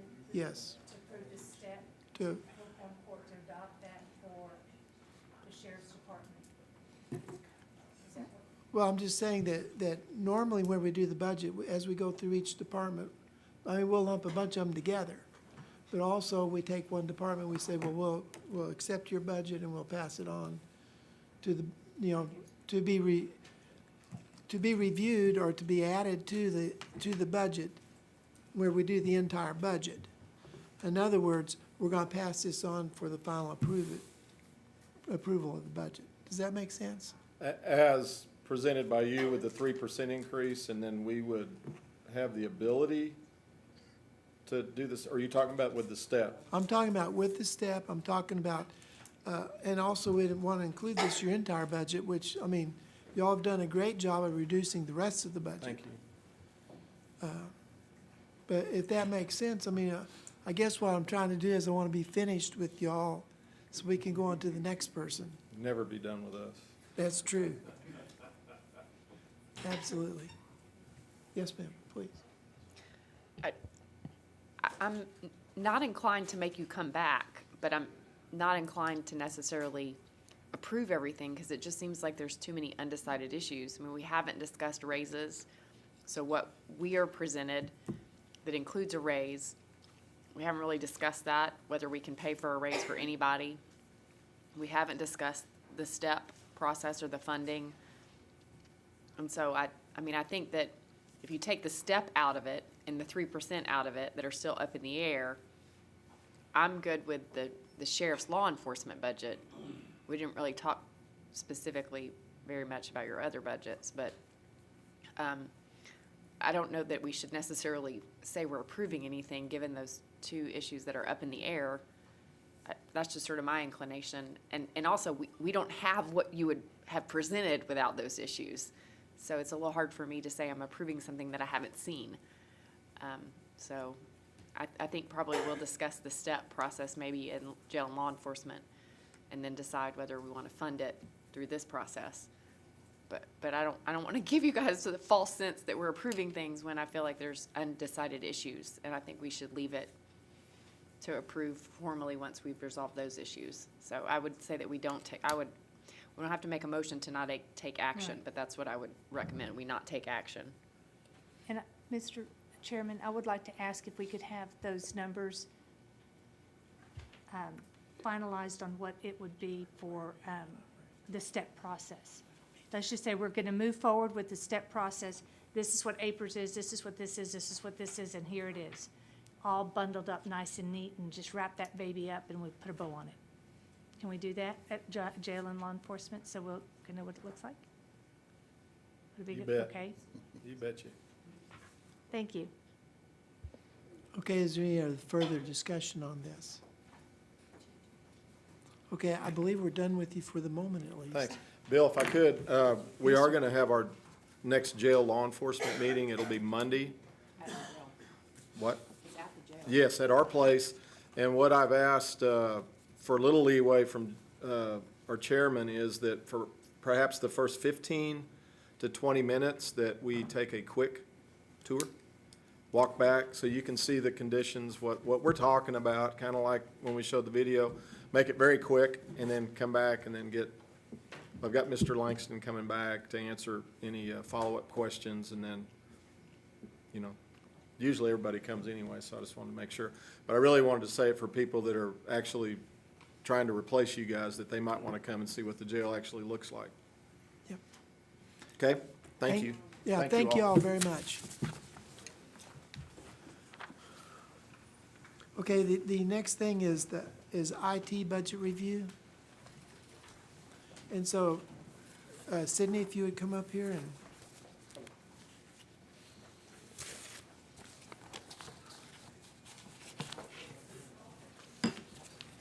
and one of the main reasons that I asked him to come was because at our last meeting, we kind of figured out that everybody was buying computers. And so as we talked about it, to make a very long story short, that IT is taking over all the computers, at least for this building. And, excuse me, and they are, excuse me. And so this is a perfect opportunity for them to they can rotate the machines in and out. They can give somebody that needs a typewriter an old machine, and they can rotate in the maybe nicer machines for the people that need that. And so, Sydney, if you wouldn't mind, go ahead and just explain kind of. I'd like to speak first, Mr. Bill. Yes, sir? A lot of things that went on at the last meeting concerning computers was induced by the past head of the computer department. So when I heard what was going on and knowing what had transpired to all the different departments, that's when it woke me up to the fact that we need to look at a different system. We have initiated that system by Sydney approaching each person that's listed in the handout sheet. I had Shannon to update. I think that's in, did this get out to everyone, Patty? Did this get out, Shannon, to everyone?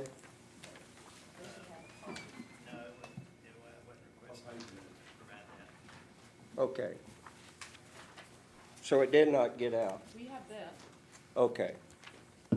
No, this is actually a summation of what, by going and looking at a central purchase, and that didn't get out to you. I apologize to that. We need to, you need to have this information.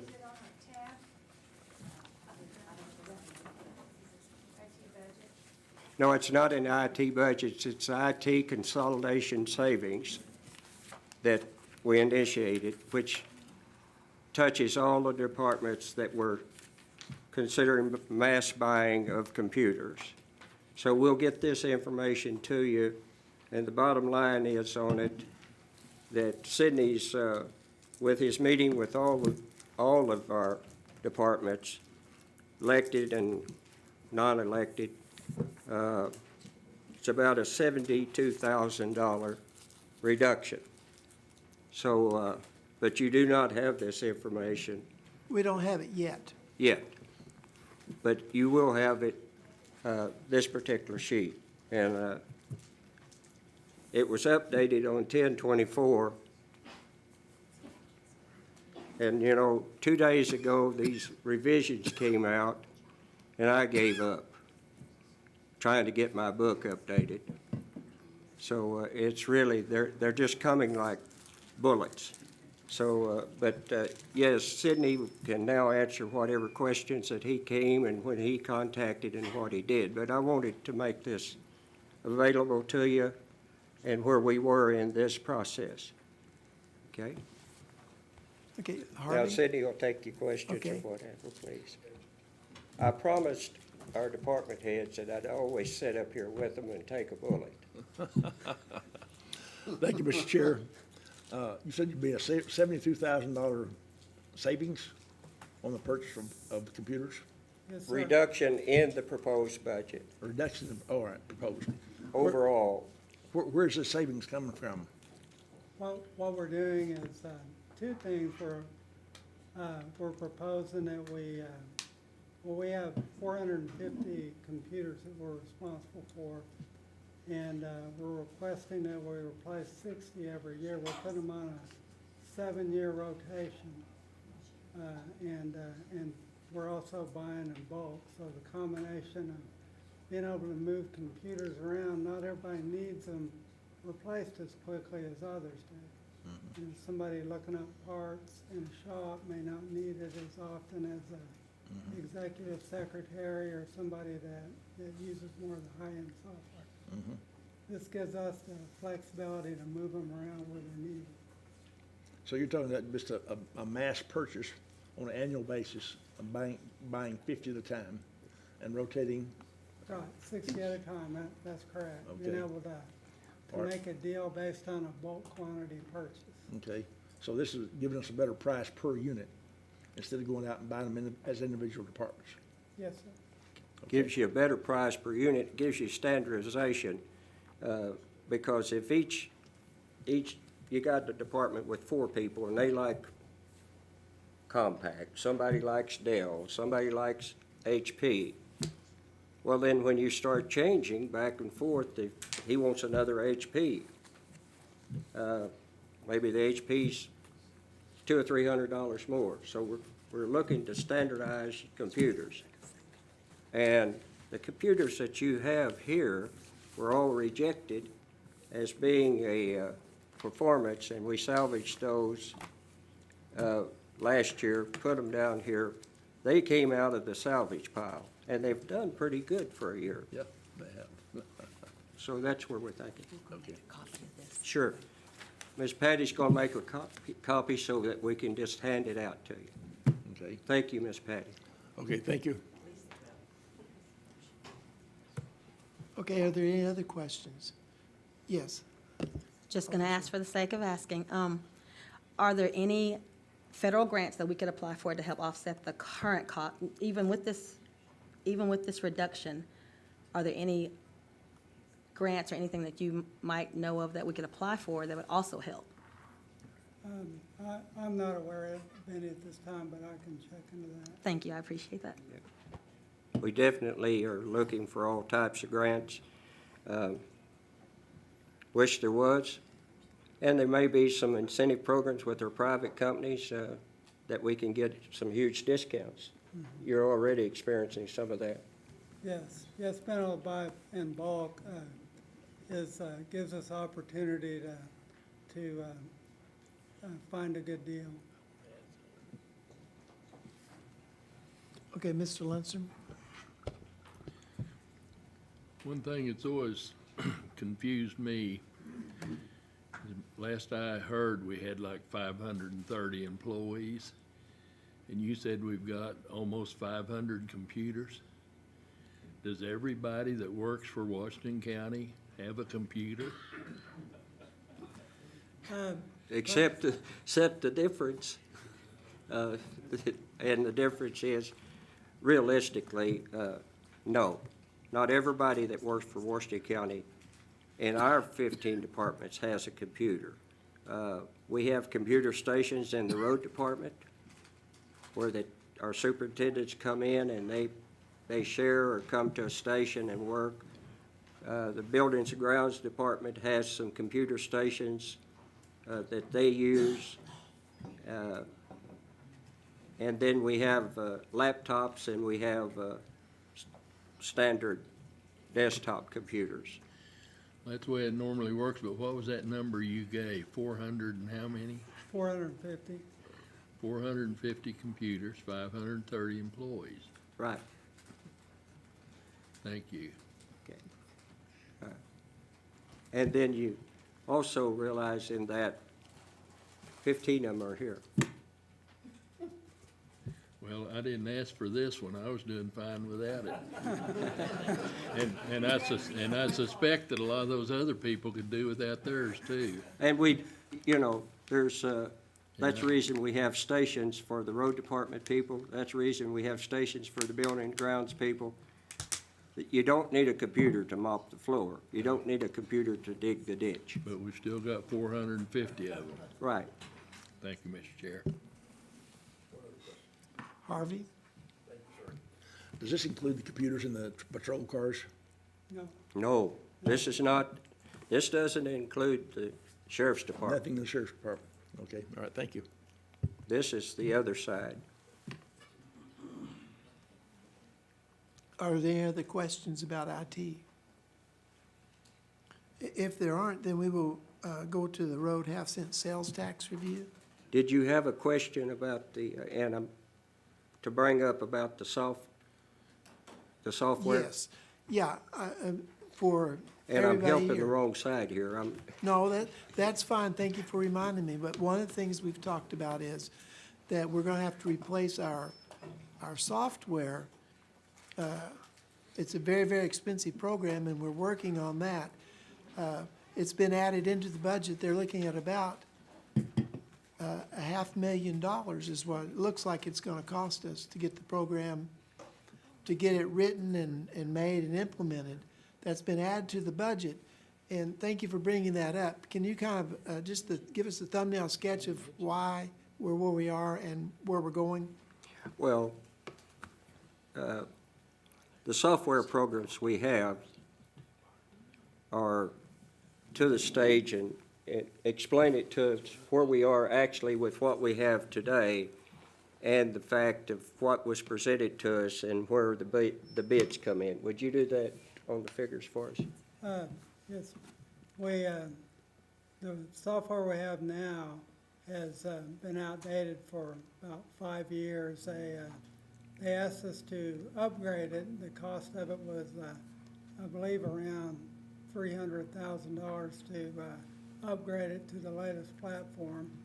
And we're to the point now where they can't perform fixes on it anymore.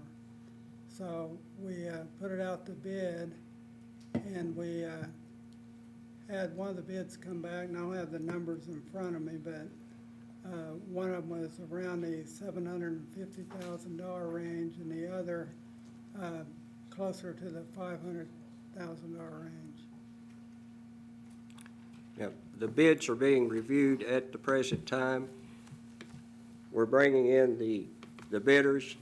A lot of times when, as you know, in business, when you bid something and you're looking for the basic Chevrolet and you get the price of a Cadillac, you get sticker shock. Well, we got sticker shock. Cindy and I both believe that we've been Cadillac'd. So we're really looking at reducing. How did we jump from $300,000 or $400,000 up to $500,000 to $700,000? We have made some inroads in that, and it's coming down. That's correct. We're going to evaluate what they bid and what we actually need in this process and try to reduce that quite a bit. And have some actual working models so we can see what we're buying. We feel like the last purchase, which is a number of years ago, we were a little bit like deer in the headlights, and we bought some things that we really didn't need, and we bought some things that really didn't work. And we've paid throughout the years to get those corrections, and it's a continuous battle.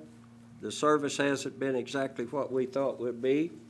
They don't work with us real well, and I don't know how many of you that are in these sophisticated programs of computers like I am in the engineering business, and every year things that I've had to work around are being eliminated. So when you do your timesheets and when you do the timesheet progress is real cumbersome right now for our employees, and that's one of the things I hear along with the 30 road complaints weekly is how many in our comptroller's department and how many employees are disgruntled about their timesheet.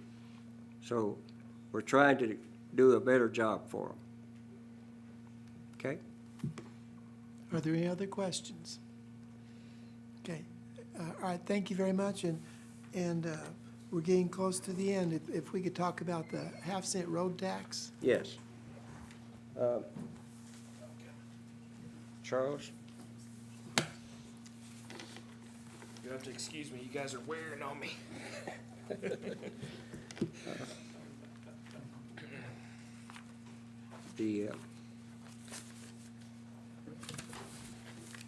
Where's the half-cent road tax budget?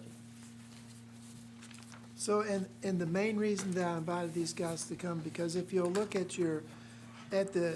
the sheet that has the 3% raises that shows the total budget for the county, there's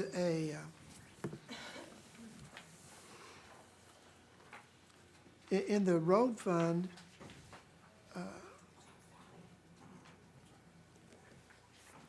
let me see which one exactly is I'm looking at.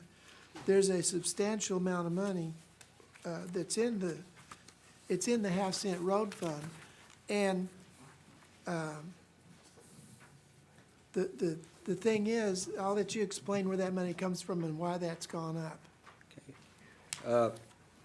For the funding for the road fund, it's a half-cent sales tax. What we do to budget, we go down to I think so.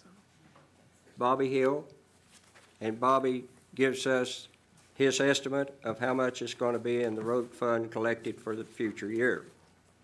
That's the way we set that budget. If the taxes don't come in, we can't spend it. It's an independent fund, and it's designated for the roads. He gave us a figure of 1.6 million this year. We budgeted for 1.6 million. There's no personnel in it. It's strictly general supplies, services and charges, and capital outlay. One of the items on it is the capital outlay. One of the big items in that is machinery and other equipment. Charles can explain what he's forecasting and what the situation of our equipment is. But I would add that the primary outlay of that is in our quarries. So, Yep. so he'll explain what his plan is. Yeah, I mean, basically, there's a general, heavy equipment, it wears out. So we have to continually maintain this. At some point, it becomes more expensive to fix the thing than it would be to replace it, or more than what the machine is worth physically. But the main expenditure here, like Chief said, is the quarry. We're in negotiations with Fochman's if that's gonna dissolve or if we're gonna continue. If we do continue, we're gonna have to upgrade equipment there. If it do not continue, we're gonna have to continually upgrade equipment at the Morrow crusher because we're gonna ramp up crushing more rock. Also, we have a power issue out there. We're at the end of the line. We've had these issues for years and years, and it causes damage to our electrical motors and things like that. We're trying to get a lot of those things resolved, and if we add to this quarry out there, it just continually adds to our electrical issues. But that is the majority of, and like I said, with the projections, he's been right on the money on the half-cent sales tax for the last 3 years, so we didn't feel nervous about trying to budget the entire amount.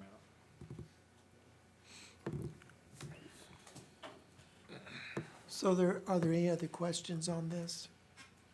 I just felt like that when we saw the $1 million where that was out there, that we really need an explanation. And I think Sure.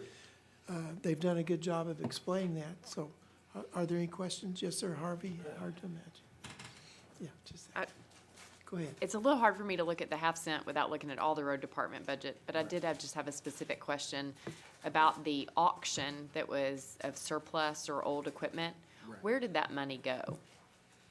It went back into The auction money went back into the unappropriated reserve for the roads. Part of that money was reappropriated to replace equipment. The remainder of that money is still in the unappropriated reserve. I'm trying to figure out how it got there because we never appropriated it. That's what I was trying, it didn't come through us at all. So because I don't know when the sales occurred. So I was just trying to figure out. I would have to go back through that. It may have been that I'm mistaken and majority went to general. It went back into the general fund for us, I know. Okay, well, I'm just trying to figure out where it is and like where it ended up. Right. I would have to go back and look at that to be 100% sure. Yeah. Well, I would like to know because I just want to know, because I think that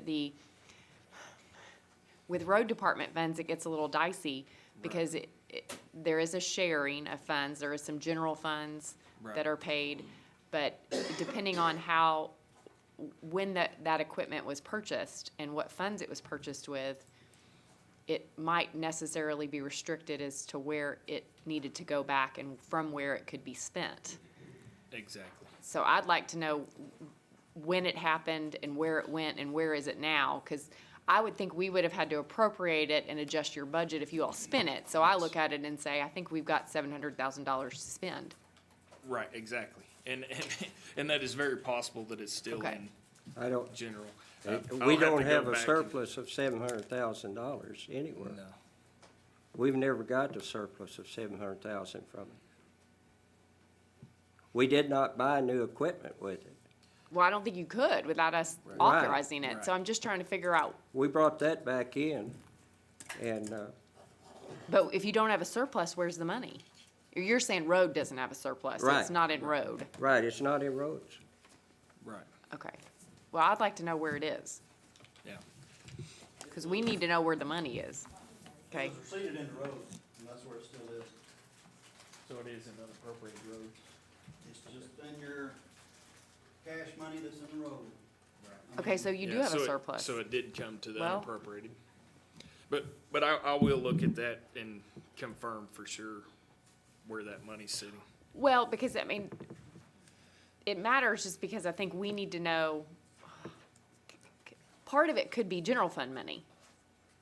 Because the way, I mean, part of it, don't freak out, JP Harbison. I'm just saying that I think that depending on, I mean, the road fund has always gotten some general fund. Right. Right. And so if you guys have money sitting that is a surplus that could be used for general fund purposes, and you're not asking that it be budgeted, I think that matters to us, especially if we're talking hundreds of thousands of dollars. So I want to know where it is. I understand, and I can Okay. get back to you on that. If you'll give me a chance to That's fine. No, that's fine. look it up, And I'll Yeah. get it to you. Because you have the road fund, or the other side, and it's in the book there. What page is it, Shannon? The half staff? No, the other. No, Our general it's fund, 479. 479. Okay. Yeah. And it's, if you look at it, we're cutting down again this year. What'd you end up with? What do you end up with savings on it? I mean, the deduction, not savings. You don't save anything. 335,000. Yeah, 335,000 less than last year. And are you showing a reserve in road at all? We do have an unappropriated reserve. Yeah. Okay. I don't think that's in our book. Shannon, if you could get that for us, we'd appreciate it. Okay, But thank you, Mr. between the two Chairman. of you, I'm sorry, but if y'all could get that for us, we'd appreciate it. Okay. So are there any other questions? Harvey? Thank you, Mr. Chair. I guess my question about the purchase there, I know we got new road graders out there on lease, so it's not gonna be road graders. What kind of equipment you got wearing out? It's mostly crusher equipment, shaker screens, the physical crusher itself. Okay. That crusher at Morrow's been there since the day we opened the crusher. So, and I believe the road department's done a great job keeping that thing in service. But, I mean, we're talking about 30, when did we open that? 30 years? Nearly 30 years of service. I Wow. believe it was used equipment. when we Yeah, put it in. yeah. So- I'd say if it's 30 years old, it's service time. Some of the situations we're looking out at the Morrow equipment, Morrow, we have some DC motors out there that are 30 years old. And their efficiency, if you look at a 30-year-old DC motor versus today's motors, Is way off. Yeah. is way off. Yeah. So those are some of the things that we're looking at. The Fochman situation with the lease and that's still ongoing. We've met with them a couple of times where we stay there, which was an exorbitant lease at the beginning. And we'll be back with a proposal on that once they come back with a proposal. But we're not,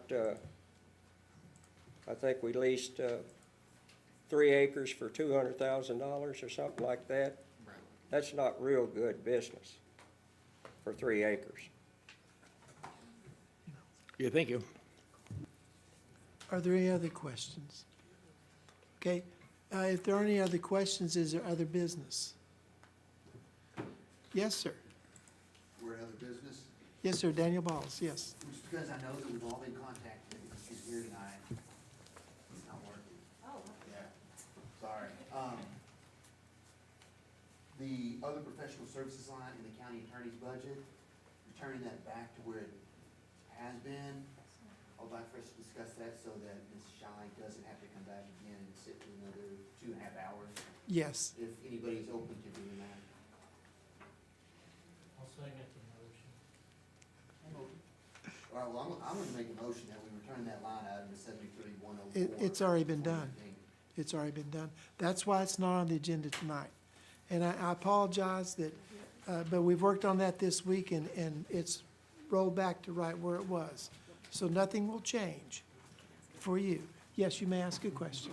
I Of was course. curious because the reduction from that line item, a lot of it had been moved to travel, and I was really curious about those. So I was a little surprised at the thousands of dollars our county attorney needed for travel.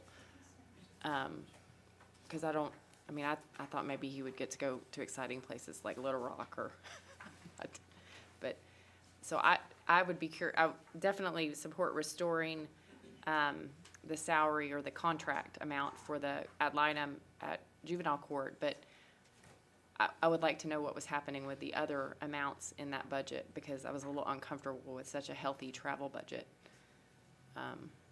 There's been a lot of talk about really nice, expensive hotels and trips to Washington DC and things like that, and I don't think the county can afford stuff like that right now.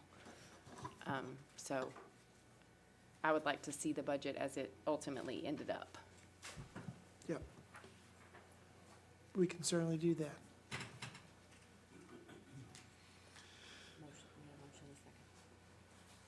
All in favor? For what? I thought we had a motion and a second on the table to restore that, so since we don't have the budget in front of us, I think we ought to. Yeah, wouldn't think we need to have a motion to restore that. Well, there was a motion and there was a Oh, second. was there a motion and a second? I apologize. I didn't hear it. You want to remove it? But hasn't it already been done? Yes. Has anybody seen it? You want me to- It's in, I believe it's in one of the updated packets that you got, one of the updated sheets. Is that right, Miss Patty? Or have you seen it yet? Yeah, it's 4-32. When was it updated? October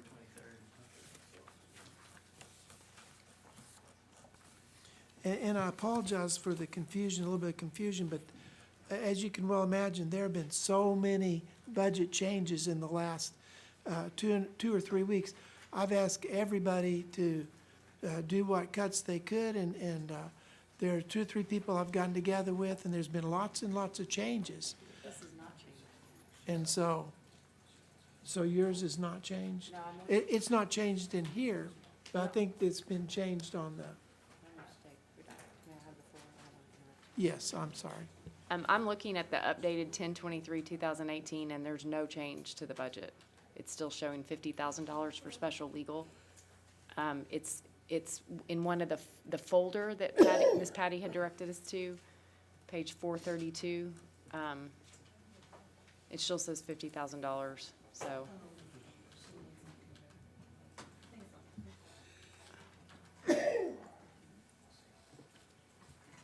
It's on the folder. Yeah, if you go down to the folder tab and go to follow the links to expenditures, you would come up with those updates. And if you just go up to where the numbers are, just put in 32, where it says something 112. Just put 32 in there, it'll take you right to that page. I would be more comfortable with us making a motion if that's the wishes of the committee, just because we haven't seen it changed. And then I would ask, I got a lot of emails with a lot of changes, and some of them were such large files that I just simply didn't have a way to print them all unless I do them at work where I shouldn't. And if we need to have copies of updates in our folder, I would just please ask that we get them in hard copy when we come to the meetings, because I can't take my laptop home and study it, and I sometimes do that, study my budgets at home, so. I just think some of us would prefer a paper copy. And then It would be really great if what we could get electronically, though, was searchable, because that's what makes them such large files, is because they're imaged. But if we get them PDF searchable, we can then like search for county attorney and go straight to that page. So it just might make things a little bit easier for us. But I don't know if JP Balls would like to make his motion. And I think JP Pond was the second, so. Okay, so we have a motion on the floor then. All right, and so, any further discussion? Okay, all in favor? Oh, I'm sorry. Please. Well, Okay, go ahead. Are we discussing the attorney's budget? Okay. You know, I don't work the attorney's budget. That's not one of my bullets. But I think in fairness to him, that he should be present if he has a case and we're discussing his budget. I just feel like that would be, if he's coming before us and before you, then I think would be fair to have him come and present, because I heard a couple questions about his budget. I believe that the motion on the floor is to just restore, which is what we've already done. My understanding is that we've restored April Shaw's salary back to where it was. Which is in his The budget, and then contract she amount. had a question, and then we had a question on the floor about travel. So that gives you two items, and I think the gentleman deserves to come before you. I understand. All we're trying to do is make it so April wouldn't have to come again. Well, not April, but As far- Brian, he needs to come, if that's your pleasure, Mr. Chairman. But it's not in the corrected amounts. Yes, sir. Mr. So- Roush. That I understand correctly, the 73,104 has been put back in the 2019 budget, but we don't have a page reflecting that. Right, we don't have a page yet, but we will. I mean, I'll make sure that we get one. And this occurred a couple of days ago.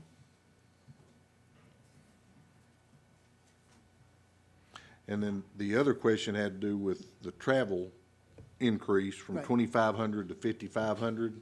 That's correct. And that's where we need Brian here to That's fill us in correct. on what the Exactly. okay. Okay, did you have a question, Mr. Dennis? I'm fine with either way we do it. I just want to express how I feel. And the way I feel is this: I want the money set aside for the contract to protect our kids. And that's what the contract is. It's not for April Shy, but it's a contract for Exactly. that position. And so what I'm saying to you is I want that restored to where it was for that. And then if he wants to add to or take away from his budget for travel, then when he's here, he can explain that. And so I'm for saying, I want the money set aside for April Shy. If that's what the motion is, then I'll vote yes for that. If it's not, then I'll vote no, and he can explain it when he comes. But either way, here or not here, I want you to know that I am for that, and I plan on voting for that one way or the other. Thank you. The only thing is that it might be better if we changed it to contract services rather than her individually. I mean, no reflection on her at all, but I think we're better off doing it that way. It's a Finn's attorney, isn't it? It's line item 3,500. Yep. Yep. Butch? Just for clarification, would somebody just please explain what this contract pertains to, what the services are? Yeah. Yes, ma'am, if you would, please. Butch just didn't want me to have a wasted trip. I was fine back there, Butch. Pretty comfortable. I think, I tried to call most all of you. If there's anyone I didn't reach, I apologize, but, I was here last year, so many of you I got to visit with last year. My name is April Shy, and there's a contract that has been in place for about 22, 23 years that provides the representation to children in family in need of services cases. The short name for that is FINS cases. And those are all your truancy cases. You'd be amazed how many of those we have. And cases filed by parents for runaway behavior, drug and alcohol issues. It could be filed by a next door neighbor that thinks something's not right next door. Anyway, any number of reasons. And it's statutorily mandated that the children are entitled to an attorney in those cases. And so the contract is not about me. So if my name is not in it, it's under special legal. And I want to be sure that it's not about me. But the number has been the same since 2009. It's been funded at that 73 number since 2009. And that is an all-in number. That includes time as well as secretarial and supplies. That's an all-in number. The county pays for none of my phone, none of my internet, none of my secretarial help, none of my file cabinets, none of my paper, nothing. So it's an all-in number because I know initially sometimes people think, wow, that's really great. But once again, it has been the same since 2009. I'm not requesting an increase once again this year on behalf. And once again, when I come to speak on behalf of this contract, I recognize that it is a contract that could be with anyone, but it does need to be at a number that hopefully will attract an attorney with some experience, not just someone who's wanting to pay their electric bill back at the office while they're waiting on that big tort case to walk in. To give you all an idea of what I do, I go to court all day, about 9 hours every Tuesday. That's a very, very hard day. At least one Thursday of the month, I spend 4 to 5 hours there. Judge Zimmerman has to recuse on certain cases if she has a conflict of interest, so I have to go on other days. Those are usually Mondays. I was just looking at my calendar, and I had 6 days in 2008 where I was over in Judge Bryan's court for half a day on FINS cases. We have JDAI meetings, Juvenile Detention Alternative Initiative. Those are quarterly. I attend those. Those are another Thursday every month. DHS has quarterly meetings. DHS is involved in many of the FINS cases, providing services such as counseling, family counseling, homemaker services. I try to attend those. Children's Safety Center wants to come and talk to the FINS officers and myself and the juvenile prosecutor about what services they have available. I attend that meeting. Children's House wants to have a meeting to be sure we know what services they have. I attend that meeting, or I go to Children's House. So it involves a whole lot of time in court. This year, we actually also tried night court, which sounded really fun, like that TV show, and it was not. But, you know, you just have to hear the cases when you can hear them, and it ebbs and flows, kind of like everything else. But there was a time, and I was looking at my notes, in June 21st, we started night court at 4:30 p.m., and we also had night court October 2nd. And because we needed to address these cases, we needed to get through these cases. So it is a very busy job. It is at least 20 hours a week, some weeks more. I go to schools. I go to, as I said, to Children's House. Most of you, if you talk to the schools in the districts that you represent, probably most of your principals and or counselors are going to know me. But I have been doing it a long time, but once again, it is a contract, so it is not about me, but I do always feel compelled to come and protect it because Washington County has always been good to recognize that FINS cases can make a difference and to provide quality representation to the children in this county. I think, Ann, are you about the only one that's been around? I think Tom's been around for about the amount of time I have. Sue came and went. Butch, you've been around. So some of y'all have been around since the get-go. But I think you all will agree with me that Washington County has always invested and the children and families here. So that's why I would just ask that it be reinstated to the same number that it's been since 2009. I welcome any questions you have, do but I have- know y'all want to get out of here. I do have a question. Okay. I believe it was April Rye to start with. It Back in the day. was April Rye. Yes, ma'am. Yes. One question, just, I can't think of it off the top of my head.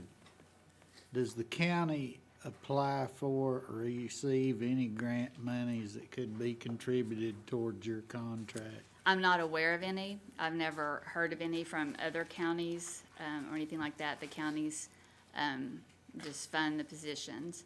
And like I said, Washington County has been good to maintain consistent representation versus other counties, will toss a different attorney down there, every week, something of that nature. But I've never looked into grants. I've never heard of other counties that have received them, so I'm not saying they're not out there, but I'm not aware of any.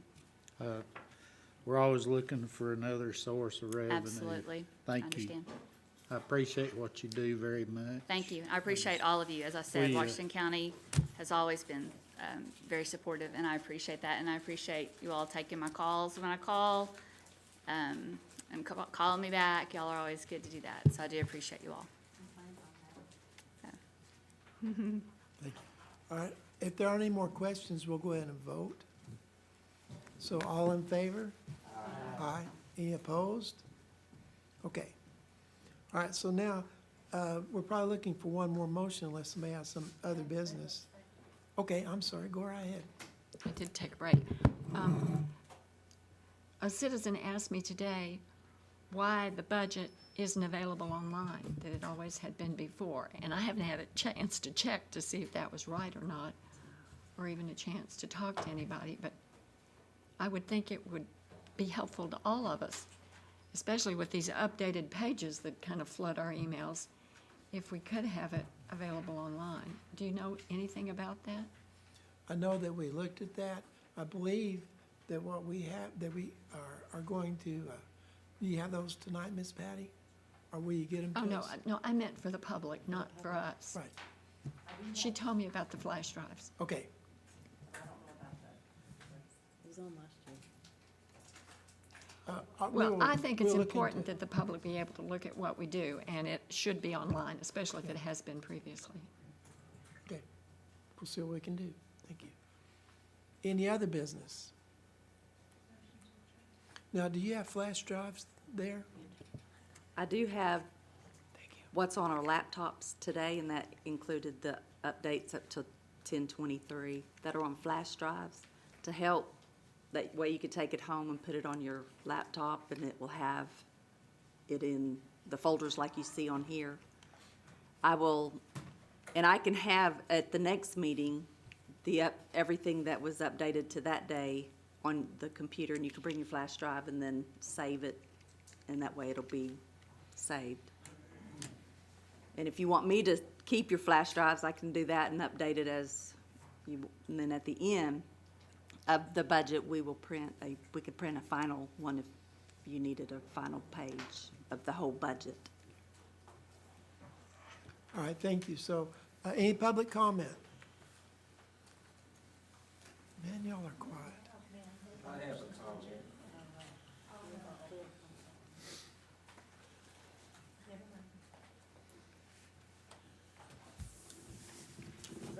As chief of staff, I represent about 50% of our personnel. I listen very patiently to the sheriff, and I want to get on board with the step process. But I want us to look at all of our county employees. I have looked at our road department in depth. We're not in close.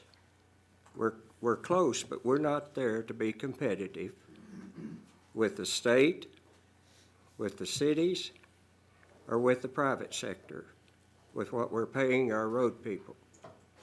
We're not competitive with the credentials in our JDC department. So those are two vital departments that serve a primary function. So when we're looking at the step process, let's look at the county employees, county-wise, and that's my request. Thank you. Okay, please go ahead. You know, the problem we have with this situation is that cities can annex us, and we can't annex them. I know. And the money keeps going down the drain. The state won't do anything about it. Cities don't want to do anything about it. They don't want to give us our $1 million a year back that they take every time we have a census. You know, they don't want us touching that. We only have a maximum of 5 mills by state law. If we max it out, it's not going to solve all of our problems as time goes by because it's maxed out. So it's like I was visiting with the Sheriff Elder one day. You know, I said, give me the tax money that Fayetteville has. It makes it a lot easier for me to give you the raises you want for your people. I make the same comment to you. Right. You know, there's none of us don't want to see our people competitive with everybody else, but it's all based on the amount of revenue we have, which is minimized almost every year by annexation.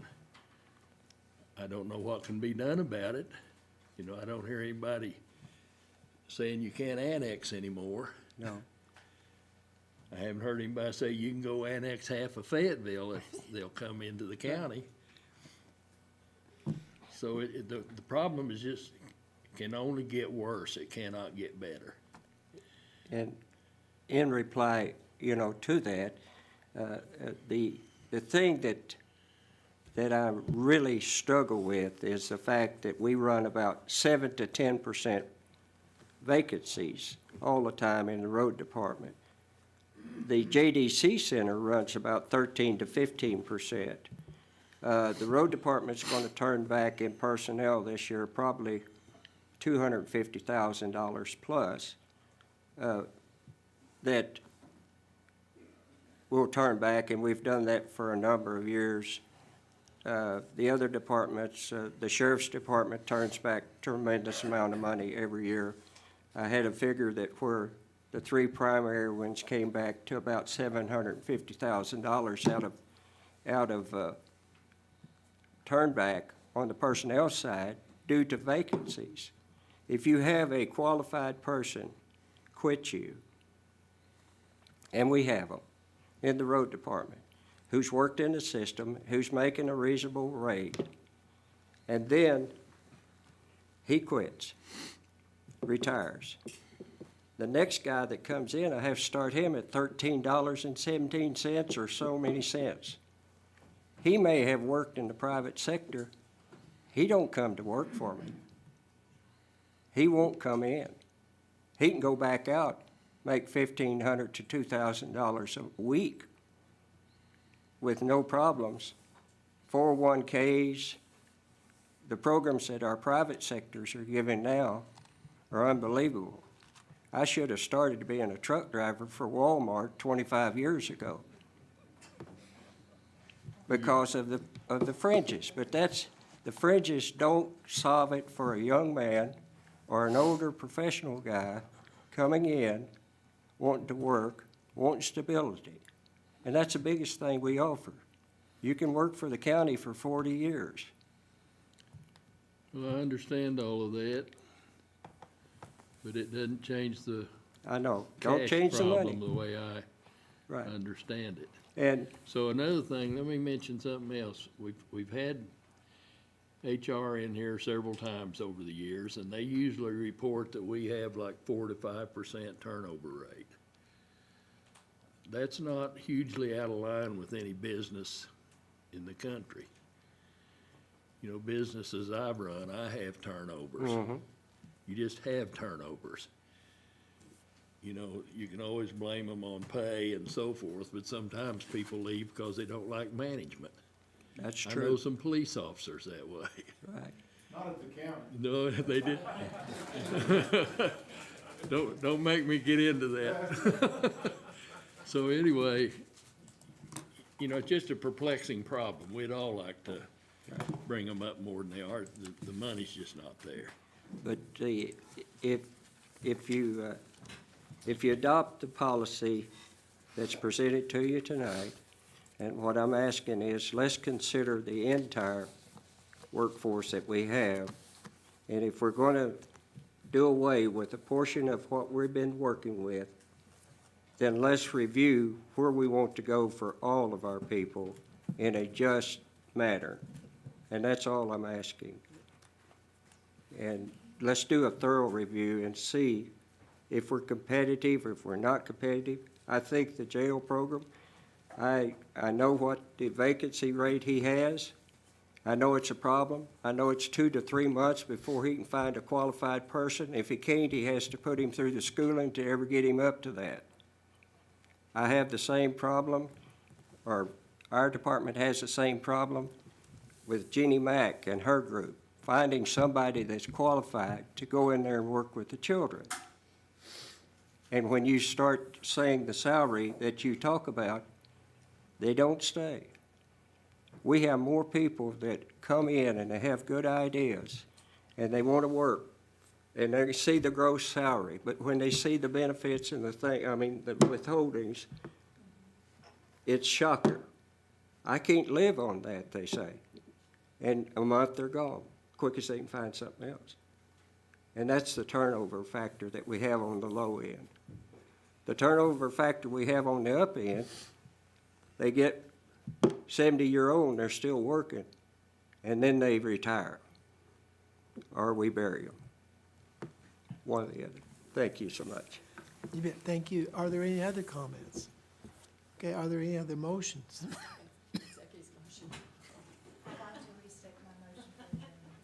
All in favor? Any opposed? No.